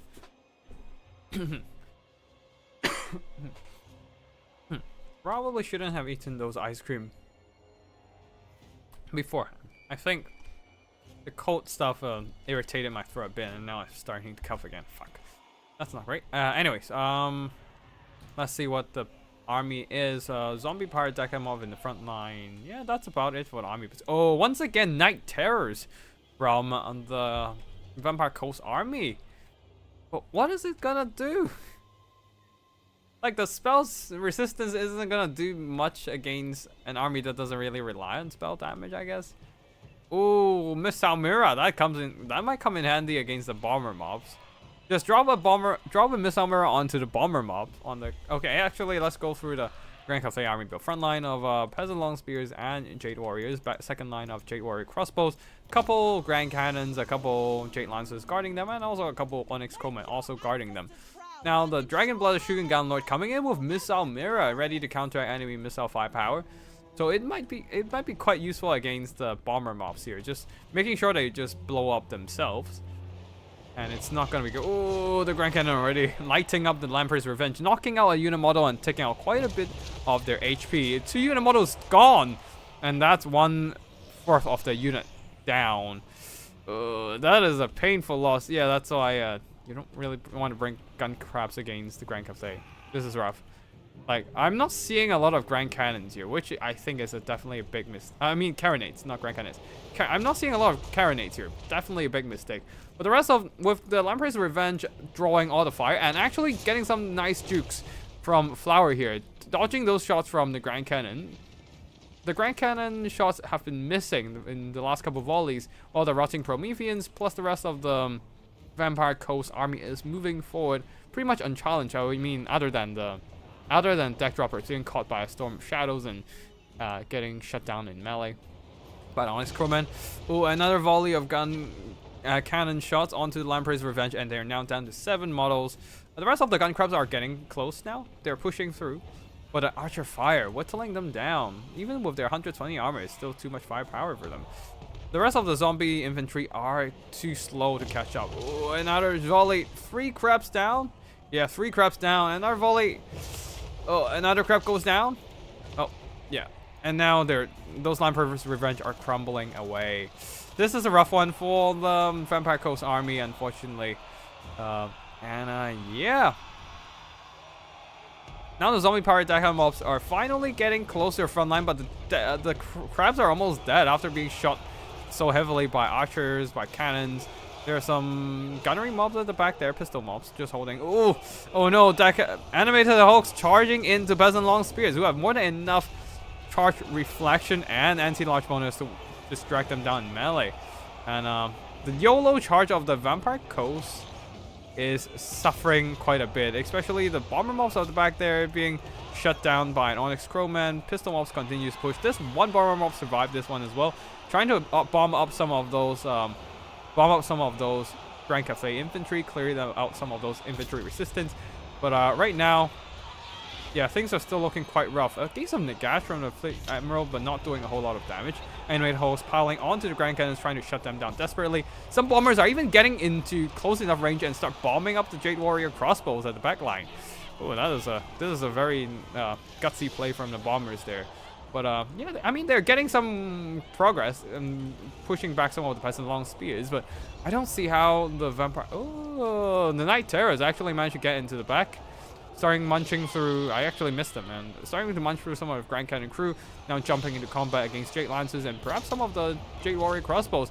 If there's a Scurvy Dart right now, that would be really useful. Just chase down. There's so many routed Grand Cathay troops that can be chased down right now. But yeah, there's no mobility. That is coming back to bite the Vampire Coast army in the back quite a bit. There's just not enough mobility here, and the Crowmen are basically having free reign, running down on those bomber mobs without anything to stop them. And yeah, that is just going to be an overwhelming Vampire Coast victory here. Yeah, the fact that I don't see a lot of Grand Cannon play. I mean, I don't see a lot of Carronades, which I would say is a bit of a mistake. If there are like a bunch of Carronades, things might be a bit different here. Since Carronades, if there are enough... Carronades are cheaper than Grand Cannon, so if there are enough of them, that the Vampire Coast might be able to win this fight. But in this case, the Grand Cannons absolutely deleted those gun crabs. And even if you bring gun crabs, it's still not going to work against Green Guardian, because the gun crabs are just going to shoot themselves. Oh wait, no. The bullets are too fast for the missile to reflect. So...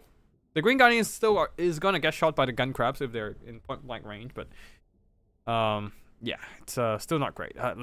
Yeah, I wouldn't bring triple crabs against against Grand Cathay here as the Vampire Coast. As you can see, the triple crabs got deleted by a combination of Grand Cannons and crossbow fire without doing much in return, and the Jade Warrior plus the Long Spear line held the front line, while the Onyx Crowman is free to just run down enemy bombers, catching those deck droppers out of position with the help of Storm of Shadows, and getting a very resounding victory here. There's a nice ambush with the Night Terrors, but yeah, that is going to be GG for the Vampire Coast army. Congratulations to Rusto for the win, and yeah, we shall move on to the replay section. Actually, let me just grab some water and stay hydrated. But yeah, GG to both players here. I hope everyone enjoyed their run in the tournament. I know there are some rough matchups, so unfortunate RNG right there. But yeah, we shall see what else do we have. Wait, I don't think did Flower ever send in the replays. We still have a couple replays, I think. Yeah, 3 replays. I don't think Flower sent in their replays, so we might be missing out some stuff here. But unfortunate, but things happen sometimes.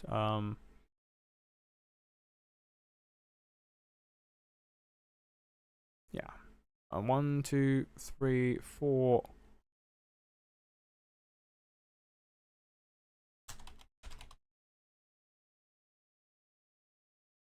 Oh, whoa.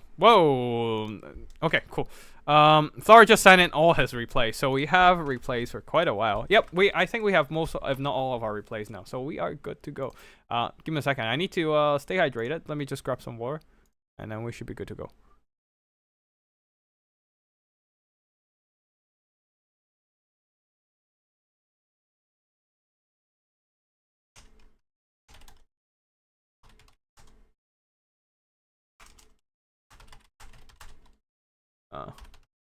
Let me just quickly type the congratulations message on Discord. And then I'll grab some water, and then we can start going into the replay section, which we have quite a few to go through.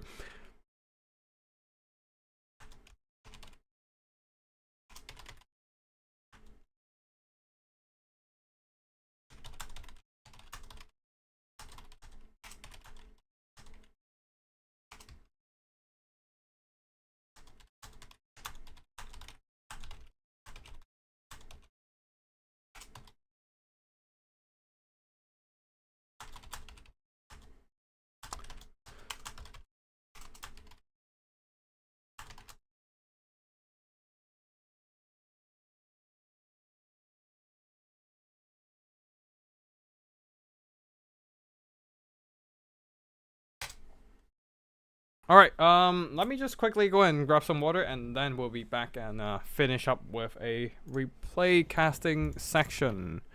Actually, let me just move the replays into the file. And get some water, and then we should be good to go. Yep. Next up is Nurgle's PA with Norsca versus the Chaos Dwarf.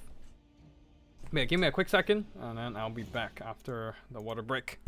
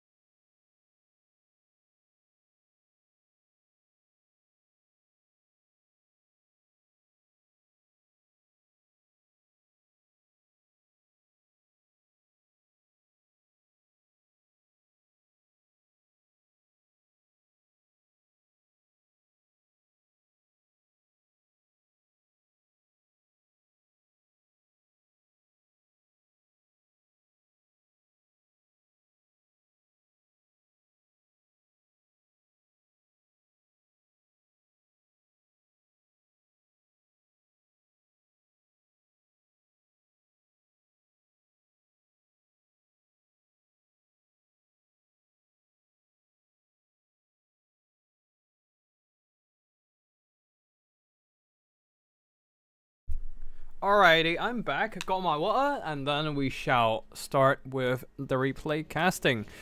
Alright, first up, we have Nurgle's PA playing as the Norsca versus Bjorn going with Chaos Dwarves. Norsca, interesting. Usually I would just go and spam Familiar, but this time we are seeing a Norscan Giant.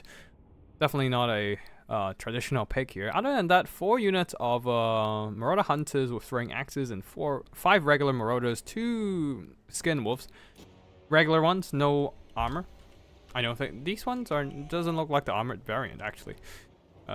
Skin Wolves, yeah, the regular ones, and some Norscan Ice Wolves to ambush enemy backline. Oh wow, Wolfric the Wanderer going on a giant mammoth. Interesting pick as well. We shall see what happens here. On the other side of the battlefield for the Chaos Dwarf, a front line of Goblin Laborers and Blazing Beards and what else? Chaos Dwarf Blunderbusses and Infernal Iron Sworn. Definitely one of the best infantry in the entire game, and the best infantry, the best unit outside of the single entities, the best unit on the entire Chaos Dwarf roster pretty much. On the far side, Ogre Wolf Boys and some more Hobgobble Wolf Raider with bows. Let's slow down a bit and check out the rest of the army. A Demon's Tongue on the right side, and also more Orc Laborers guarding the backline with some Goblin Laborers. In disguise, the Sorcerer Prophet of Hashut on a Great Taurus, dropping a Breath Attack already onto the Marauder Hunters, doing some very minor damage due to their loose formation. The Archers are just unloading straight into those Marauder Hunters, trying to get some damage done onto this damage dealers of the the Norscan army before they try to get into range to start shooting. But either ways, Blazing Beards and the Infernal Iron Sworn are getting into range, ready to drop those explosives into the Marauder front line and break their backs. This is where the Familiars would be nice. Just send them into the melee first. They don't really care about blunderbuss fire, and they can just occupy those Blazing Beards and Infernal Iron Sworn, preventing them from dropping those throwing axes. But right now, some of these Infernal Iron Sworn are just exploding the Marauders in the front line there, while Marauders trying desperately to get into melee range and to just interrupt these Infernal Iron Swans from throwing those explosives, but too late. One of the Marauders have been routed. Oh, these Marauder Hunters getting a little too close, or maybe more like the Infernal Iron Swan deliberately pushing into range and start bombing out these Marauder Hunters with those explosives. This would be a nice block for a boat. Oh, wait, no, never mind. The boat already went through over here, whittling down the HP of the Blazing Beards. Flames of Asgore in the backline, deleting this unit of Marauder Hunters. So, a bit of a trade in terms of AoE damage on both sides. Norscan Giant jump pushing through alongside with Wolfric here, smashing, colliding through a bunch of Chaos Dwarf blunderbusses, and the Goblin Laborers are getting pushed back. Skin and Wolves are trying to duke it out against Orc Laborers and the Demon's Tongue on the one side. On the other side, Ice Wolves trying to chase after the Ogre Kingdoms Wolf Boys and the Hobgoblin Wolf Raiders, but the Ogre Kingdoms Wolf Boys manage to counter-charge them and rout them off with some fire support. Now it is, the front line is in a bit of a mess right now. Blazing Beards are getting very weakened at being shot by throwing axes, being hit by the lore of boats of Wolfreg, and now Infernal Iron Sworn are being plowed by, oh, that sounds a bit wrong, but being plowed by Wolfreg the Wanderer. Oh, Chaos Dwarf blunderbusses are taking aim onto the Norscan Giant, absolutely deleting his HP as he closes in.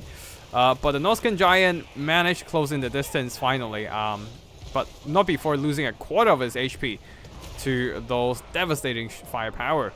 Wolfreg is still too busy getting stuck on a bunch of Infernal Iron Sword. Probably want to come over here and help out his buddy against the Chaos Dwarf blunderbusses, because the Iron Sworn, you can probably deal with them in the late game by cycle charging them with Wolfreg. But the blunderbusses, if they live, then that's going to be a big problem here. Okay, let's see what the Familiar Warriors, what were they up to? Not up to much, actually. Getting some only very minor value. They can probably try to plow through those laborers and get to the blunderbusses. Also, they don't give a shit about getting shot by blunderbusses.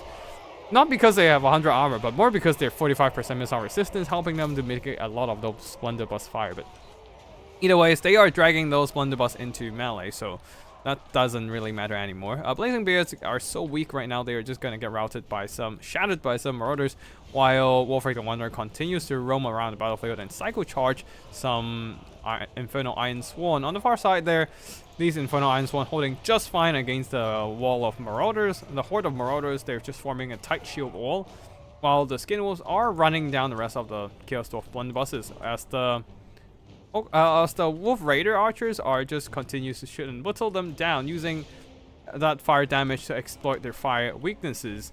Over here, Wolfreg in a bit of a pickle here, being surrounded by Infernal Iron Sworn and now being shot by fire arrows, and on top of the Sorcerer Prophet of Hashut coming in. Hunter of Champions lowering his stats, but that doesn't really save Wolfreg from the enemy surround. Ooh, well, at least Wolfreg is dishing out some good damage back, and the Familiars are closing in to help. The Familiars are just striking off the arrow fire, or fire arrow fire, from the Hobgoblin Wolf Raiders with bows, and yeah, with their 110 armor and also that missile resistance from the mist. Now the Norscan Giant has managed to push back the Orc Laborers, but some Chaos Dwarf blunderbusses were allowed to regroup. This might be a bit of a mistake, perhaps send out the weaker unit of Skin Wolves to dispatch them, making sure they never come back. Might have been a better choice, but we shall see here. Wolfreg the Wanderer now regrouping with the rest of his monstrous unit, going for oh, is this a Flames of Asgore onto... Nope. This might be a cancellation of a spell. Never mind. A horde of skin wolves managed to move out of the Flames of Asgore range, and then very nice micro from the Chaos Dwarf player here, using a breath attack onto the unit to cancel it out, to cancel out the Flames of Asgore. Now here comes a devastating cast, deleting both units of the skin wolves from 25%. This one has half health left. But that devastating Flames of Asgore absolutely deleted both units of Skin Wolves. There's no more anti-large support for Wolfric here. He is alone against all these Infernal Ironsworn. That's a beautiful cast of Flames of Asgore. I think I haven't seen one of those in a while, ever since Flames of Asgore got nerfed.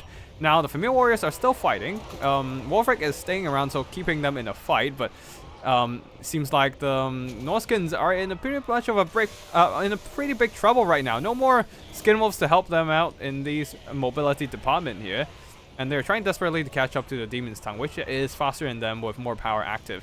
And the Infernal Ironsworn are holding on strong. Plus the archers are rock and roll. Yo, who's playing? Let me just pause this. I think is Barain on the Norskin side. Oh wait, no, that's not Barain. Nurgle's PA on the Norskin side, and Bjorn as the Fire Gnomes, also known as the Chaos Dwarf. So, two great players here. But yeah, that was quite unfortunate for Nurgle's PA with that Flames of Asgore deleting all his anti-large support. Like I think one of the Norscan Skin Wolves is even at half health, but right now it is now just down to a giant tattered Familiar Warrior and Wolfric himself. And Wolfric is also not doing too hot, being charged by the Sorcerer Prophet of Hashut. There's also a bunch of fire support from... oh, the Blunderbusses comes back! And here comes the devastating fire. I mean, there's not a lot of them left, but even with only like 22 models, there's enough firepower. How many damage per shot? 13 armor piercing damage, so 286 damage per volley if they can land everything. Oh wait, no. And you need to times that by 3, so 600 damage. Oh no, that's almost 900 damage per volley if they can land everything. So that is still not a negligible amount of firepower. Anyways, the Blunderbusters have been routed away, but the cycle charging of the Sorcerer Prophet of Hashut is really coming through, whittling down the health of Wolfric the Wanderer here. This is why I don't really like to bring Wolfric on Mammoth in this kind of matchup. I'd rather bring him on horseback and just bring more Familiars. Those Familiars would really do wonders against enemy infantry, just pushing through and just absorbing the firepower. But right now, Wolfric is absolutely getting shot by everything remaining on the Chaos Dwarf side. Ooh, even dropping in the Firebolt, which didn't... oh wait, no. Even using the fire grenade launchers? Yeah, fire grenade launchers from the Sorcerer Prophet here, and the flamethrower of the Demon's Tongue to whittle down the rest of the Wolfric's HP. Balance of power is getting lower and lower for the Norscan army. Yeah, I feel like that was a beautiful Flames of Asgore. If not for that Flames of Asgore, Nurgle's PA probably could have won this one, but without the mobility support to cycle charge, the Norscan simply do not have enough speed to keep and mass to keep the Demon's Tongue in a fight. So Demon's Tongue managed to get out, and also nothing to just keep cycle charging and run down the Laborers, the Blunderbusses. So every time Norscan try to deal with a threat that comes back, they will have to spend more time marching over to the threat. While Skin Wolves, if they were on the field, they could have just run over and deal with them. But without the Skin Wolves, without that mobility support, the Norscan army was in a bit of a disadvantage here in terms of battlefield control, and allowing the Chaos Dwarf to slowly accumulate damage via the cycle charging and archer fire. And in the end, the Chaos Dwarf managed to scrap a win with that beautiful Flames of Asgore. That was a beautiful Flames of Asgore for sure. GG to both players. That was a really good game. And the Wolf Raiders, for once, I've seen them earn back their worth. I've seen usually they are just way too overcost and whatnot, but this time seems like the Chaos Dwarf managed to use them effectively, and there's not a lot of threat against them. The only thing that can threaten them is like one Ice Wolf. But that was dealt with pretty early game. So very nicely done by Bjorn here. And now next up we have Grand Cathay versus Nurgle. This is definitely a Grand Cathay favorite matchup here. Oh wait, hold on. Wait, no, hold on. Yeah, this is definitely a Grand Cathay favorite matchup. Yeah, this is a semi-final match. Let's see, Rusto going for a Yuan Bo. I was not expecting Yuan Bo as a pick, but okay, he is on the field this time. Ready up with the Net of Amentok, very classic pick. And Comet of Kazandora and Shim's Burning Gaze. Jade Shield, wait, he just brought like 4 spells, goddamn. Other than that, a front line of Peasant Long Spears and Jade Warriors combined, and then a bunch of Iron Hail Gunners at the back. Multiple multiple missile unit, the Bandits of Silver Road. Basically a flammable imbuing, weakness to fire damage, and also the Grace of Kuei Yin, which can be further boosted by the fire weakness stuff, since they do have fire attacks. Also great for limiting enemy regeneration. Other than that, Peasant Long Spears guarding the rear and Onyx Crowman in the skies, plus an Emperor's Crowman there. You unboard a Jade Dragon. Yeah, we talked about him. And Iron Hail Gunners. And yeah, that's it for the Grand Cathay army build, I think. Yeah. And now for the Nurgle army, front line of Pestigals and Forsaken mixed in together. A very wide line of infantry, plus some Chaos Knights of Nurgle on the very far side. Chaos Furies in Vanguard deployed, and Chaos Warhounds with Poison in the far corners of the battlefield, leading the army. I think it's a Chaos Sorcerer Lord. It is indeed on a Rot Beast, or yeah, Rot Beast with armor piercing attacks, and the Angels of Decay. Here comes the long range firepower. Damn it! Already getting some damage done on the Angels of Decay. Where did the firepower came from? Oh, Shim's Burning Gaze. Yeah, that's probably why. And Grace of Kuei Yin are lighting up those Forsaken with their AP fire, getting some really good damage done. If there's a Net of Amentok coming in here, yeah, that is going to be GG for these Forsaken. But yeah, there's also Felix here. Already standing way ahead of his formation, probably trying to intercept the charge of these Marauders, allowing the Iron Hail Gunners to just shoot at and light up those Marauders. Stream of Corruption, trying to work down the health of these Iron Hail Gunners, and Furies are diving into the back line, Warhounds as well, shutting down some of these Iron Hail Gunners, but the Net of Amentok beautifully cast, stopping the Furies from pursuing the Bandits of Silver Road. But here comes Chaos Sorcerer Lord himself getting into melee combat to disrupt the Iron Hail Gunners. But the Hounds here are getting shut down. Need more Furies actually in the back line. But the Furies over here are Angels. I think they have been pushed back by some Furies here, by some Onyx Crowman. And these Onyx Crowman coming back to save their back line. Warhounds have been pushed back, and oh no! Yuan Bo absolutely trashed that Chaos Sorcerer Lord of Nurgle in melee combat.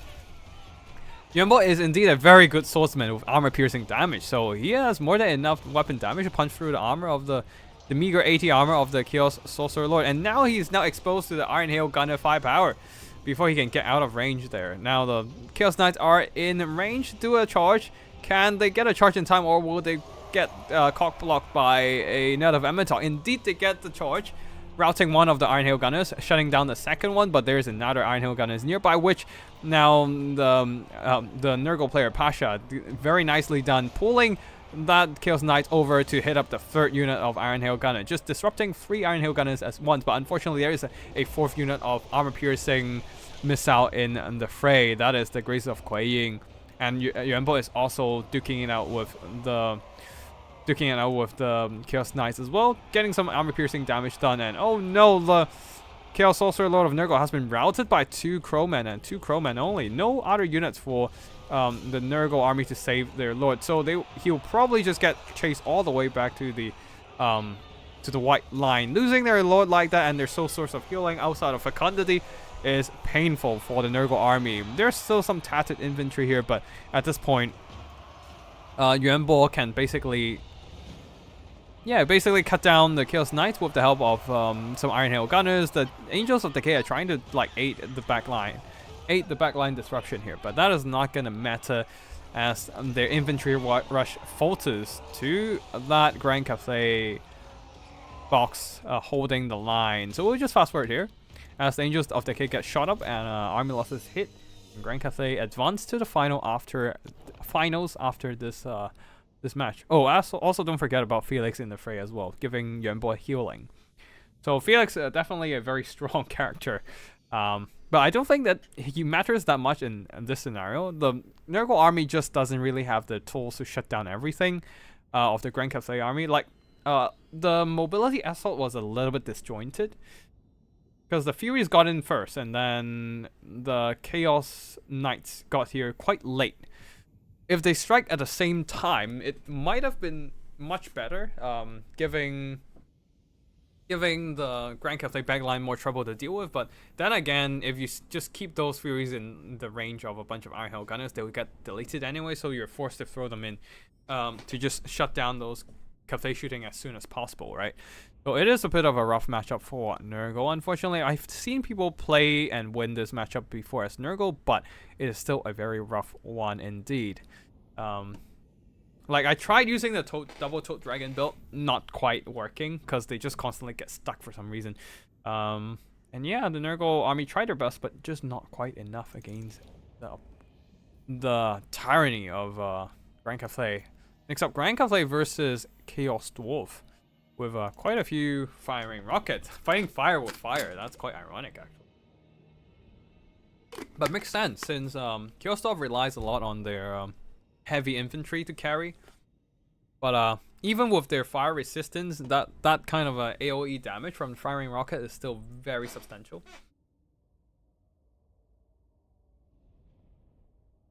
So yeah, we shall see what happens here.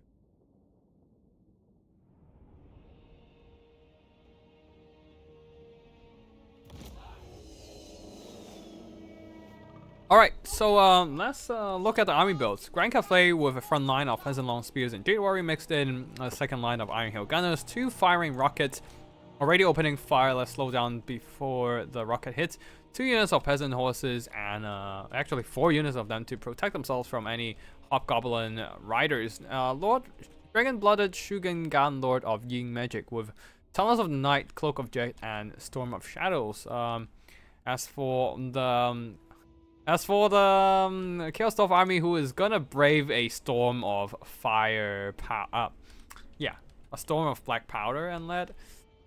Mostly black powder, really. A front line of Goblin Laborers, second line of heavy elite infantry, Blazing Beards, and 2 Infernal Iron Sworn, a ton of AP firepower, blunderbusses, and Infernal Gods with fire glaives, and the Orc Laborers getting absolutely blasted by the firing rocket, leading the army. Wait, where's the Lord? Wait. Oh, there we go.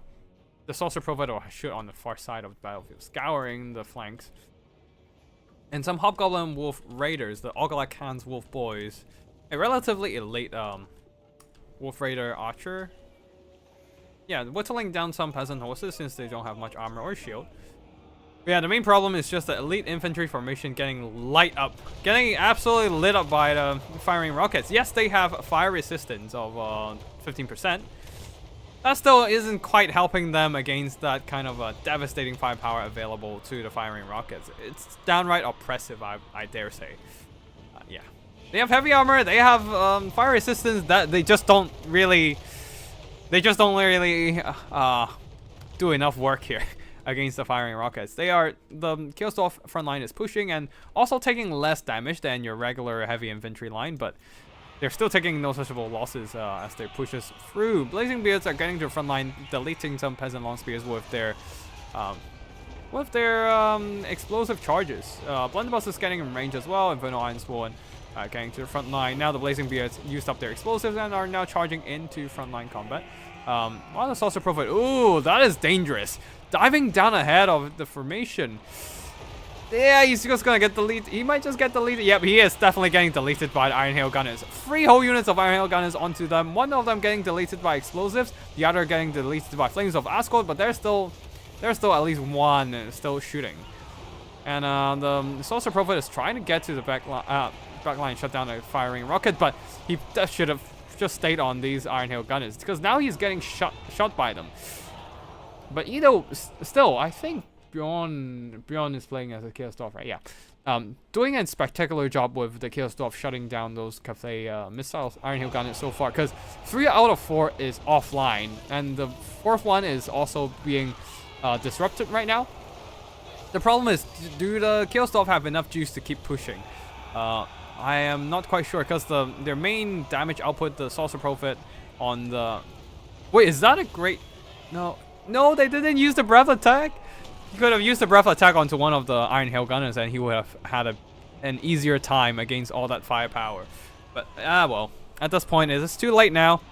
The Sorcerer Prophet of Hashut is on the last quarter of his HP and also routed. And I don't think that Dragonblood Shogun Gunlord will allow him to regroup with his leadership recovered. So, yeah, I think that might be GG for the Blazing Beards. Balance of Power is in favor of Grand Cathay already. And, yeah, the Infernal Iron Sworn tried their best to push. But, yeah, now it is just a matter of getting shot by a bunch of Iron Hail Gunners for everyone. As Iron Hail Gunners manage to regroup with their leadership and Sorcerer Prophet of Hashut is running away from battle, and the Dragonblood Shogun Gunlord will chase him all the way to the edge of the map. We will fast forward a bit here as the Infernal Iron Sworn are getting into combat. Yeah, that will be GG. I like this approach of the Chaos Dwarf, trying to go for a heavy infantry rush. Unfortunately, just the firing rockets is a bit much here. Is this Skaven versus Norsca? Nah, it's Chaos Dwarf. But they are fire gnomes. They're fire gnomes. The fire gnomes versus the Skaven versus Norsca? Maybe. I mean, the typical Grand Cathay player don't really care about friendly fire, so I don't think that's too far off. But considering Skavens don't have rocket artillery, they have rocket. They have nukes. They have missiles, but they don't have rocket artillery. So yeah, this is not Skaven. I mean, yeah, Grand Cathay artillery, Grand Cathay missile has a very different style from the Skaven missile style. So you know, but yeah, either ways, this one Iron Hail Gunner got some spectacular damage. The other is not quite, but this one did a lot of work here. Fire rockets, yeah, it's a rough one for Chaos Dwarf for sure. I mean, fighting against Grand Cathay is a rough matchup for most players, if not all. So, how do the firing rockets compare to Hellstorm rocket batteries? I would say they are better than Hellstorm. Okay, so I might just go into the unit selection screen to have a look at that after we're done with the army performances. But yeah, overall, the Iron Sworn and Blazing Beards tried their best, just not quite able to do the job here, as their main heavy infantry formations are getting deleted by firing rockets. The guns did okay work here. Not the blunderbusses, but yeah.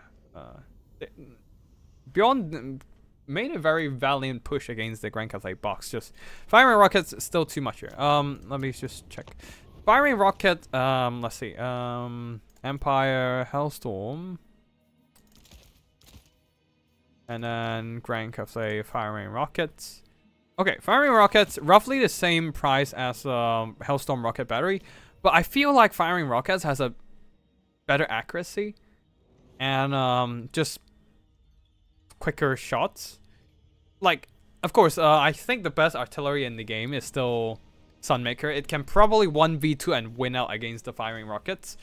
And then still have enough ammo to do some devastating damage to enemy infantry. But yeah, firing rockets, I would say it's probably more cost efficient than Hellstorm rockets. Okay, let's just compare. Look at how much more missile strength they have. Holy shit.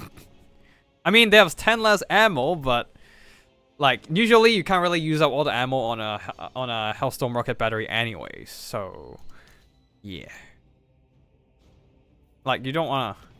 Yeah, like they have 3 shots per volley over here, and these guys have 7 shots per volley. So they have 10 less ammo. I mean, like, is a missile damage the same? 30, 70, 22, 51. Oh, they have less armor piercing profile, I guess, but I don't think that matters with the sheer volume of firepower. Like, the sheer damage output means that the armor piercing doesn't really matter. You see how much damage they did to the Chaos Dwarf infantry formations, even after the armor and after the fire resistance. The problem with Hellstorm is the inaccuracy. The RR gets the accuracy from the chevrons, and also it has way more missiles per volley. So it's like just saturating an area with sheer volume of missiles with 9 shots per volley, per model, by the way. So like that's 36 rockets per volley with 4 models on the field. So yeah, that's a lot of rockets, just saying. And it's like the thing about firing rockets, it's like somewhere in midpoint between, like it's somewhere in between a regular Hellstorm and the Sunmaker.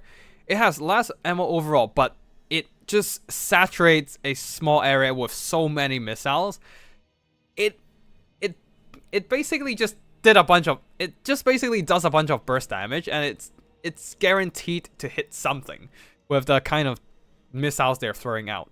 Like there are so many rockets, it is deemed to hit something with the sheer amount of volume of fire. I don't know about the accuracy, you can't really see it over here, but just from like sheer volume of firepower, you can achieve something with well, sheer volume after all. So yeah, it's something between the midpoint of it's something in between a regular Hellstorm and Sunmaker. Like it might not have as good accuracy as a Sunmaker, but I don't think it's a big problem here. Like again, like the whole point of doing damage with these kind of firing rocket artillery is just to saturate a small area with as much rocket as possible. And if you're aiming at the right targets, you're gonna hit something and do good damage. It doesn't really matter if you miss like half your shots, because that means the other half the shots hit something. But like the problem with regular Hellstorm is that they just don't have the kind of saturation of firepower. Like you see a couple rockets straying across the battlefield and just hitting some random nothing.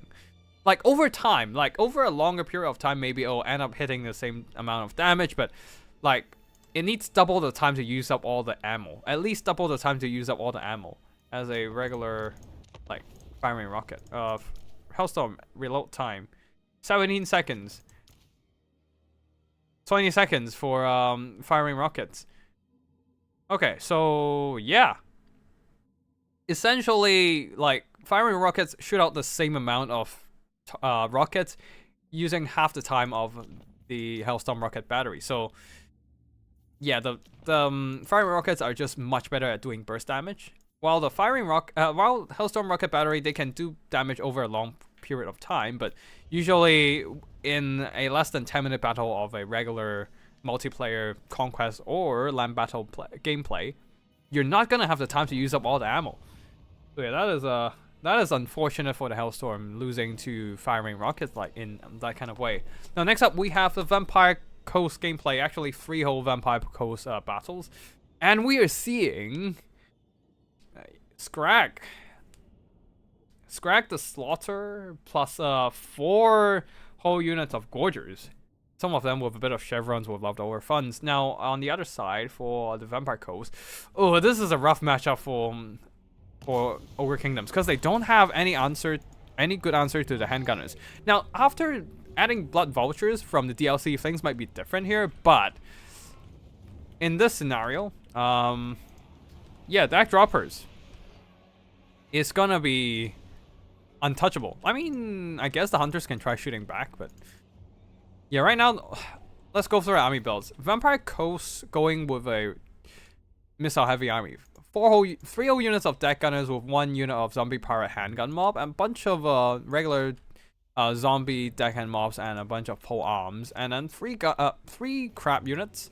One of them the Lamprey's Revenge, and then there's also 1 single animated hook for more mass and AP damage. And this guy's 2 handgun deck droppers, which they are going to be untouchable for the Ogre Kingdoms here, unless the Ogre Kingdoms bring lead belchers, which is not the case in this scenario here. Hunters and deck droppers with bombs to clear enemy nobblers, and on the very far back of the battlefield, going with a Vanguard deployment. 4 units of Gorgers and a bunch of Nobbler Trappers, one of the bogglers of the Mad Moshes, ready to ambush the Vampire Coast back line. And Scrag the Slaughter just hiding away. Wait, why You're bringing Scrag, but you're not bringing his Wait, then why are you bringing Scrag? Just bring the regular character. No, what are you doing? Yeah, if you bring Scrag, but don't bring his Gorger buffing item, that is a waste of character, I would say.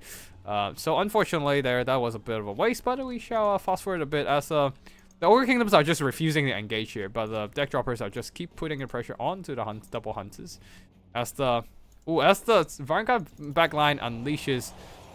Reveals themselves, but unfortunately the handguns and deck gunners manage to turn around in time and start firing back, deleting almost one unit of Gorgers. The other are also trying to get into the fight, but the pole arms are standing still ready to counteract those enemy monstrous infantry. On the far side there, let's slow down a bit. The hunters somehow managed to outshoot the deck droppers with their anti-large javelins, doing some good damage, but the hunters pulling back might be a bit of a mistake here, because the hunters are direly needed in this fight. If they can get into the fight and start charging the deck gunners and disrupt them, that would have been huge. But right now, the Gorgers are left alone against all those pole arms and gun crabs, and they're trying their damnness to shut down the deck gunners. Scrag is moving out of the tree line, trying to get to the back line, and the Nobblers are getting some good damage done onto the deck gunners at the back. But right now, the double Stonehorns are left basically unattended. That is like 4,000 gold.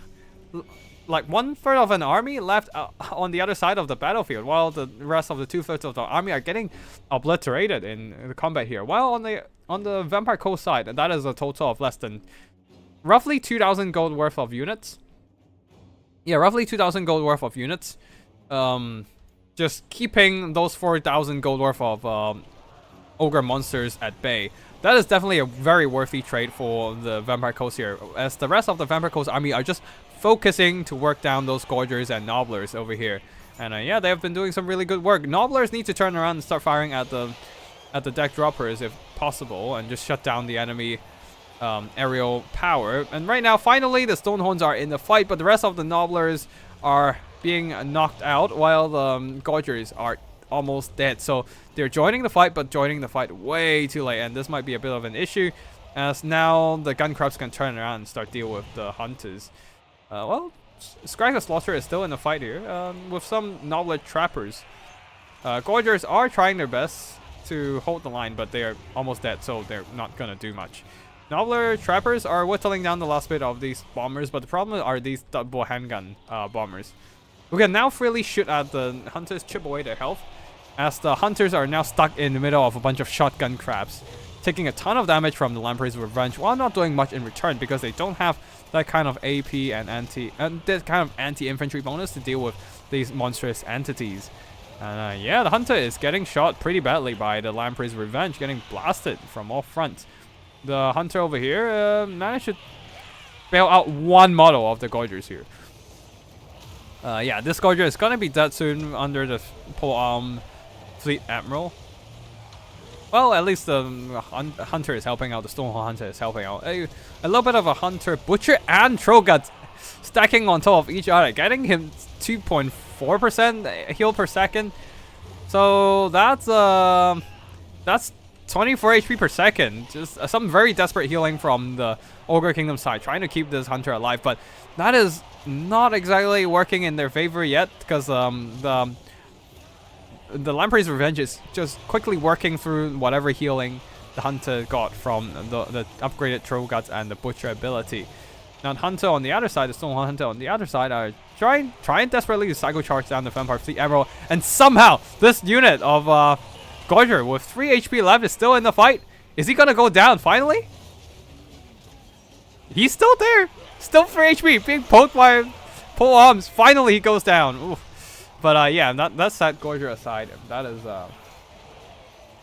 is just the double Stonehorn hunters here, and they're really struggling against the Lamprey's Revenge. I feel like if the hunters manage to get some distance between themselves and the Lamprey's Revenge, they could have tried shooting down the Lamprey's Revenge with their anti-lock Javis, but with all the gun crabs surrounding them from all sides and the hunters on the far side poking away at their health, this is gonna be GG for the double Stonehorns. Yeah. we're gonna do some fast forward here, and yeah, that's gonna be the end of the Stonehorns. Army losses hit, and look at how much value the Lampreys got. Almost 3,000 gold worth of damage value, and also getting some pretty solid value on the other rotting Prometheans as well. The deck gunners didn't get much value because of the ambush of the Nobblers. That did quite well, shooting up those deck gunners, and the animated Hulk also didn't do too well here. But the polearms and the regular zombie deckhand mobs hold the line, allowing the rotting Prometheans to just pin down the hunters and, well, just to counteract the Gorgers, just shoot them up with their point-blank shotgun shots, or the point-blank shots from the back of their gunnery zombie on the back of the Lampreys on the rotting Prometheans. Like, a bit of disjointed assault from both sides of the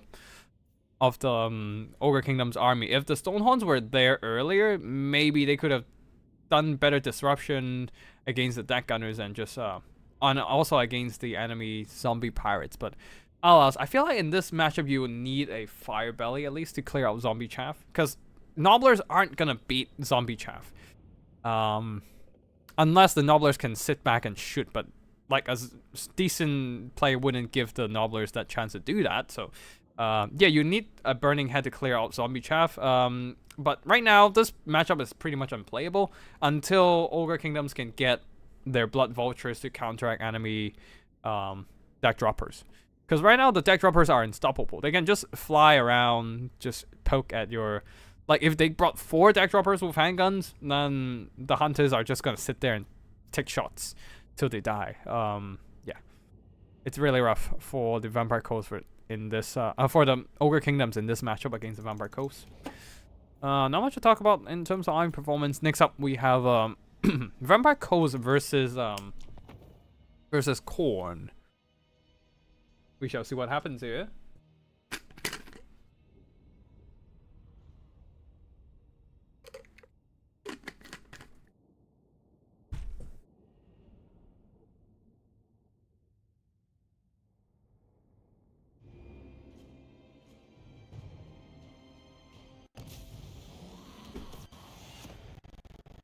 Alright, I'm not sure why. Is there some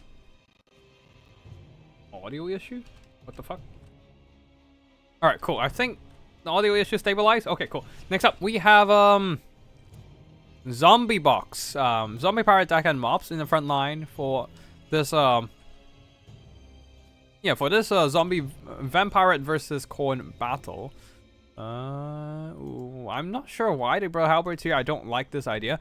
Either ways, let's go through army builds here. Front line of zombie pirate deckhand mobs and a bunch of bomber mobs at the back there. A bunch of pistol mobs for more firepower and some gun crabs on the flanks. Plus animated hulks and deck droppers in the skies.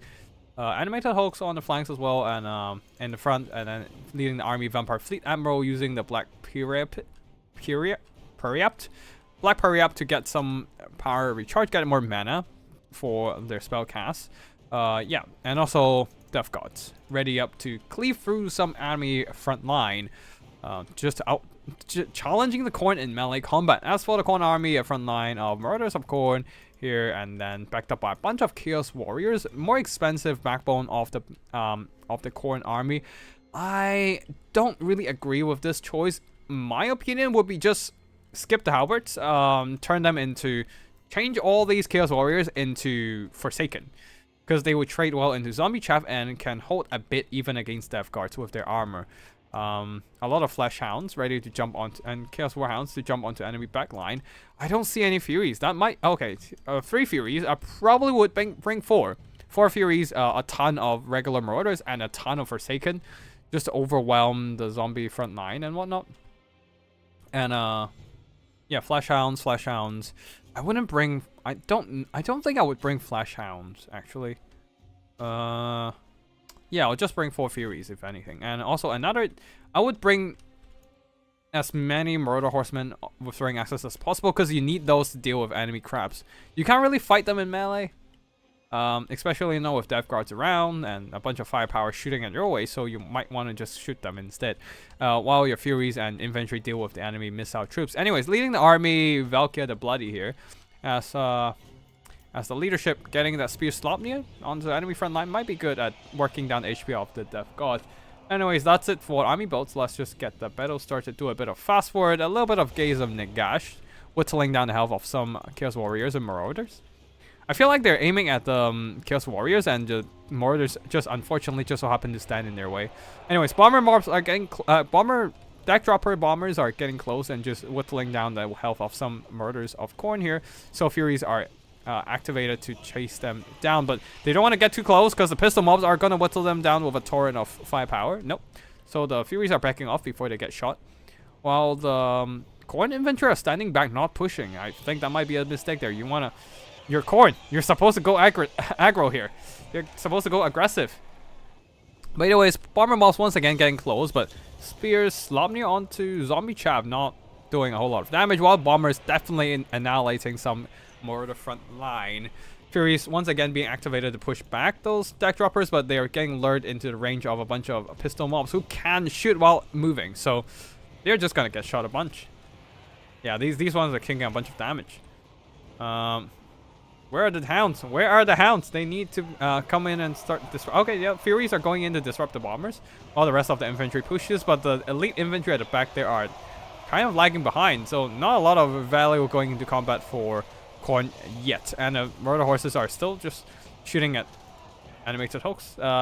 This is why you want something like, say, Forsaken, because they excel at doing damage. So even against animated hulks, they have enough damage output to just punch a hole on their HP bar, while Marauders will just get beat up by animated hulks. And you don't want to waste your armor-piercing shots onto animated hulks.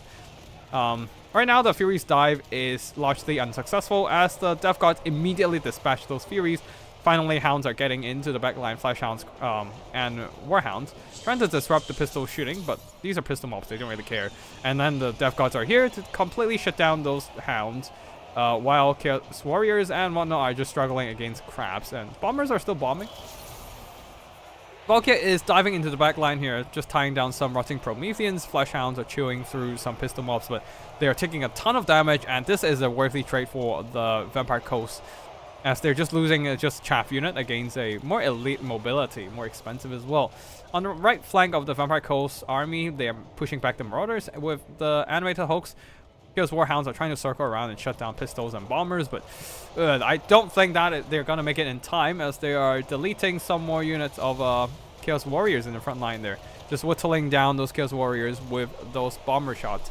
That's why you need max Furies. Either you can keep them just straight on the deck droppers, keeping them away from your infantry line.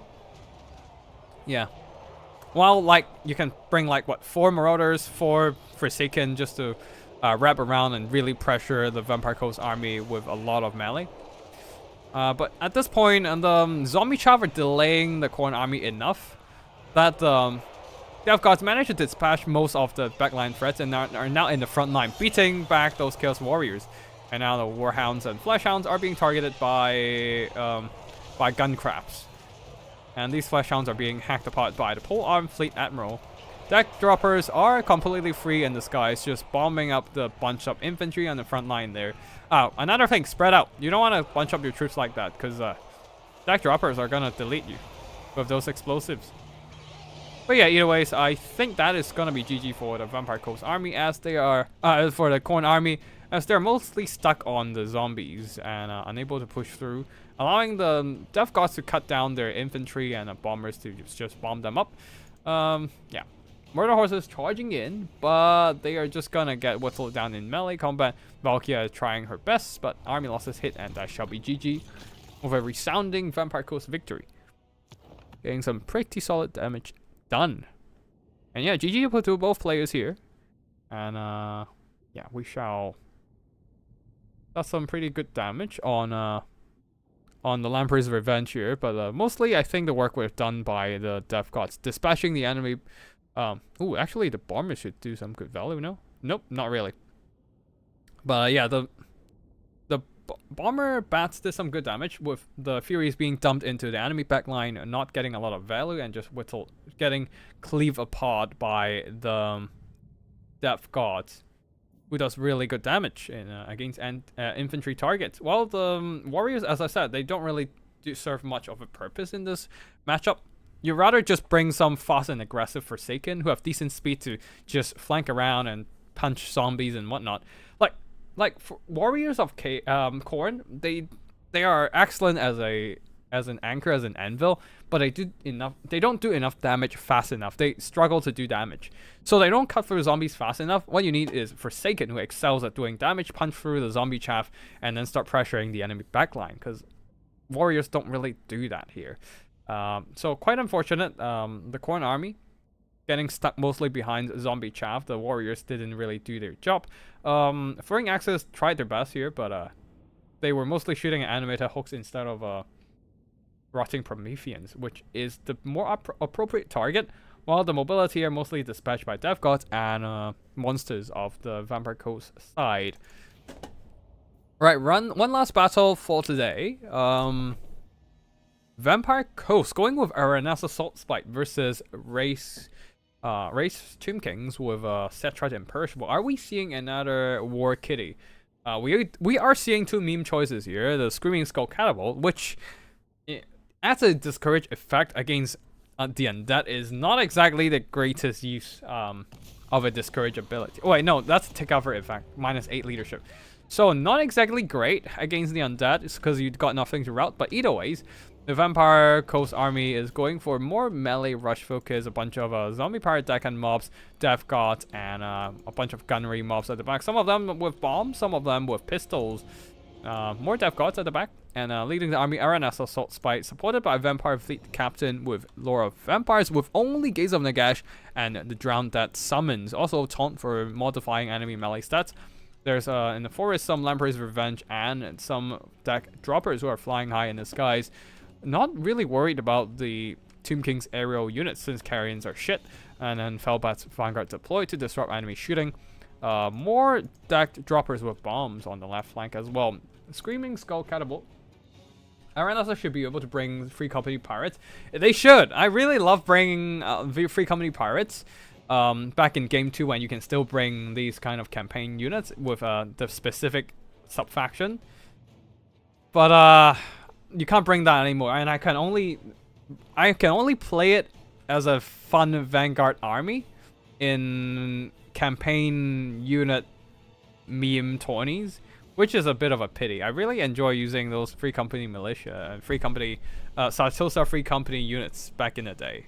I would love to use them again, but I'll probably host a meme tourney at some point later. But anyways, army builds are mostly done on the Vampire Coast side now for the Tomb Kings. Front line of Skeleton Warriors and a second line of missiles, 2 Ushaptis. Actually, second line of Ushaptis. Also reinforcement of a Tomb Scorpion, and then third line of Skeleton Archers who are shifting around their formations a bit. There's also one Chosen of the Gods here, already unloading onto enemy deck droppers. Probably Tomb...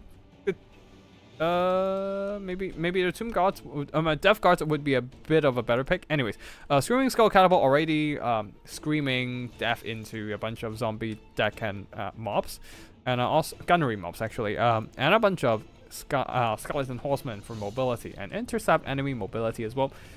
Screaming Skull is doing damage, but not really a whole lot. Definitely not as much as something like, say, a Firing Rocket. And yeah. While the Lamprey's Revenge here moving up, trying to go after the Tomb Scorpion. Cetra, not on a kitty cat, actually. Forgot to talk about his mount. He's on his Chariot of the Gods. And on his newly buffed ride. A little bit of Assyrian's Incantation of Vengeance here, slowing down the Lamprey's Revenge and also getting some damage onto them. But, oh no, Aranessa Saltspite getting that Spearfisher's net. Yeah, pinning down the Chosen of the Gods, and she can now get into melee against the enemy missile monstrosities.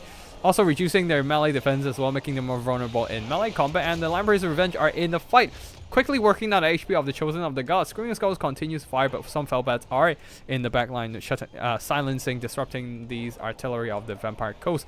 And Bomber Mobs are deleting those Skeleton Archers. One of them is already out of commission. The second one is, one of them is almost out of condition, actually. The others are firing back at the bats, but the bats are just not taking much damage because their models are flopping around and messes around with aiming quite a bit. So they only take a lot of damage if they just stay there and not move and get shot. So right now they are doing a lot of damage, especially Skeleton Archers, bunching up quite a bit. Might just get shot. Yeah, this would be a nice scenario for a Carrion to come in and push them back. But right now these Skeleton Archers are getting absolutely deleted, while the frontline Skeletons are not doing too hot either. Getting bombed by a bunch of zombie pirate Deca mobs and charged by animated hulks. They're taking a bunch of damage. And wait, the Chosen of the Gods have pulled back, but the archers are getting absolutely deleted by bomber mobs, by deck dropper bombers, and not really doing a whole lot in return. The skeleton Shaptis needs to be reinforcing the front line soon, which is one of them is doing exactly that. But yeah, the deck dropper handguns and bombers are absolutely picking apart these skeleton archers. Damn, they're taking a lot of damage right now. This warrants an Osirian's Incantation of Vengeance, trying to deal with these deck droppers sooner rather than later. But I don't think that is going to be enough to save the archers, as even the Death Gods manage to flank around and get into combat against them. Oof. Wait, how did they take so much damage in the process? They are taking damage. I'm not sure against what. We might need to rewatch that bit and see what happened to the Death Gods. But either way, the artillery is compromised for the Tomb Kings. And balance of power is slowly inching. Wait, it's still quite even actually. Ushapti's in the front line hacking away at enemy zombie chaff. But the artilleries are all knocked out and crumbling to dust for the Tomb King's army. And there goes a bunch of balance of power for the Tomb Kings. Chosen of the Gods continues to fire into the front line here, but Cetra being surrounded by a bunch of Lamprey's Revenge and Aranessa hitting him as well, using the Spearfisher's net. But now finally he manages to get out, but that leaves the Chosen of the Gods exposed to enemy pursuit. Aranessa and the Vampire Fleet Captain are just gonna tag team on those Chosen of the Gods, while the front line Death Gods cleaving asunder those Skeleton Chaff without any issues. Ushapti being surrounded and overwhelmed. This is getting a bit dicey for the Tomb King frontline, as only a couple monsters, a few monsters are all they have to hold down the horde of zombies. There's still a very healthy unit of Death Gods at the back too. So the Ushaptis are trying to run away from the double characters, but they can't run away forever. While the front line of the Tomb Gods are, no Tomb Gods, the skeletons are mostly gone, being bombed by deck droppers and shot as well. The handgun deck droppers are just picking apart those Ushaptis, while these Ushaptis here are surrounded by a ton of enemy troops, and Cetra trying his best to psycho charge, but he hasn't done a lot actually. Mostly, a lot of the damage was from the Osirian's Incantation of Vengeance actually. Now psycho charging into the enemy front line. Cetra the Imperishable, his right is pimped up, but it's also a pretty decent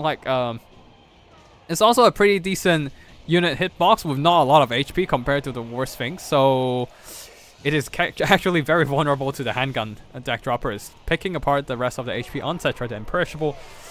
There goes Cetra, and also the rest of the Tomb King's army. I mean, the Tomb Kings are slowly winning out the front line. The Ushaptis are beating up the enemy zombie chaff, and one lone animated hull is not going to win out in this fight. But once Cetra goes down, that is going to be GG, and that's going to be it for the Tomb Kings, I'm afraid. As the Tomb Scorpions might be buffed, but he's not going to have enough juice to deal with two very strong combat characters, plus being shot by the whole time by those handguns. Another couple shots onto Cetra, and he is dead. Yep, sniped from the skies. No carrions does bring quite a bit of trouble in dealing with those aerial firepower. There's not a lot of air units that can produce that kind of firepower like the handgun deck droppers. The closest thing I can think of are just gyrocopters.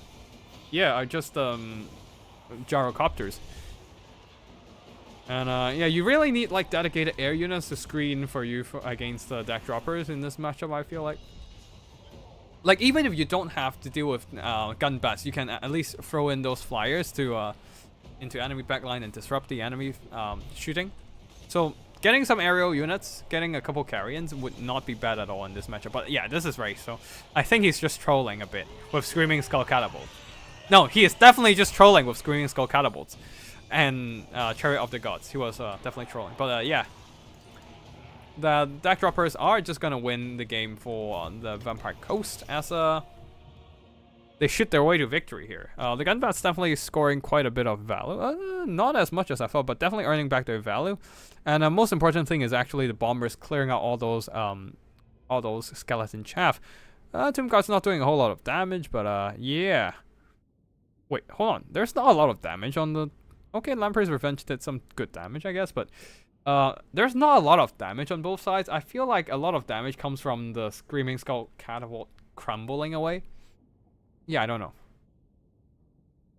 Aranessa was a line breaker. Oh yeah, she was. I mean, she can't really line break herself, but I think the great thing about her is All Hands Ahoy giving that damage boost to the Death Gods. That probably synergized well with breaking through the enemy infantry front line. Yeah, plus the animated hulks punching through the enemy front line, Fellbats diving into the enemy back line, Death Guard just flanking around. That was a pretty good stuff. Screaming Skulls did surprisingly well, actually earned back their worth here. But the rest of the army, not so much. Not even Cetra managed to earn back his own worth.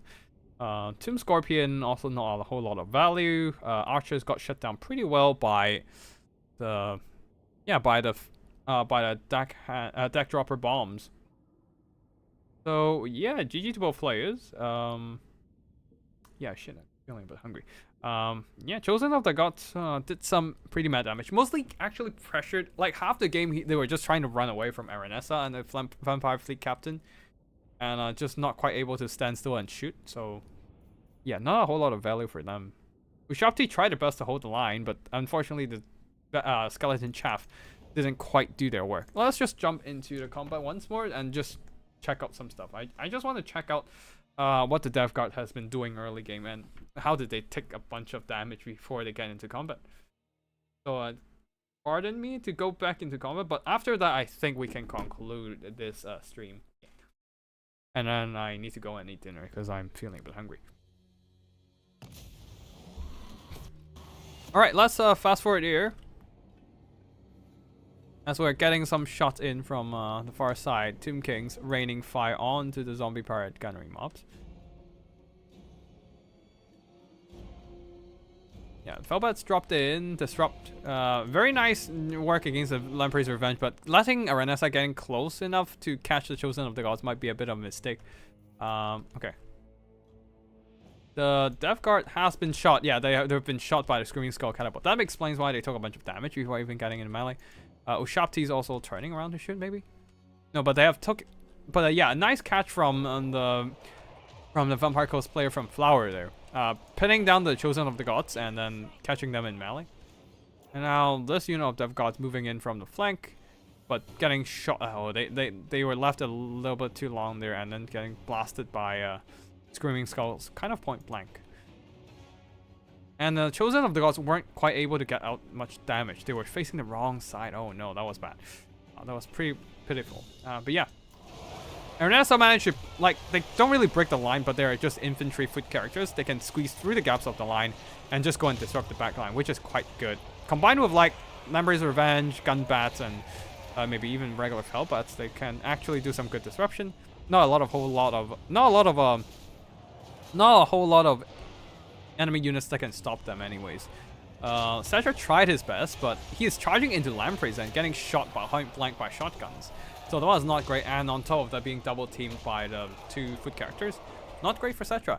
Anyways, that is it for today's stream. I hope you all enjoy this tournament, this little weekly tournament. of Wednesday Faction Wars. And yeah, no matter whether you play in the tournament or just watch on stream, I hope you had a grand time with this multiplayer action. If you want to see more Total Warhammer 3 content, be sure to check out my channel and subscribe. We have more stuff in store.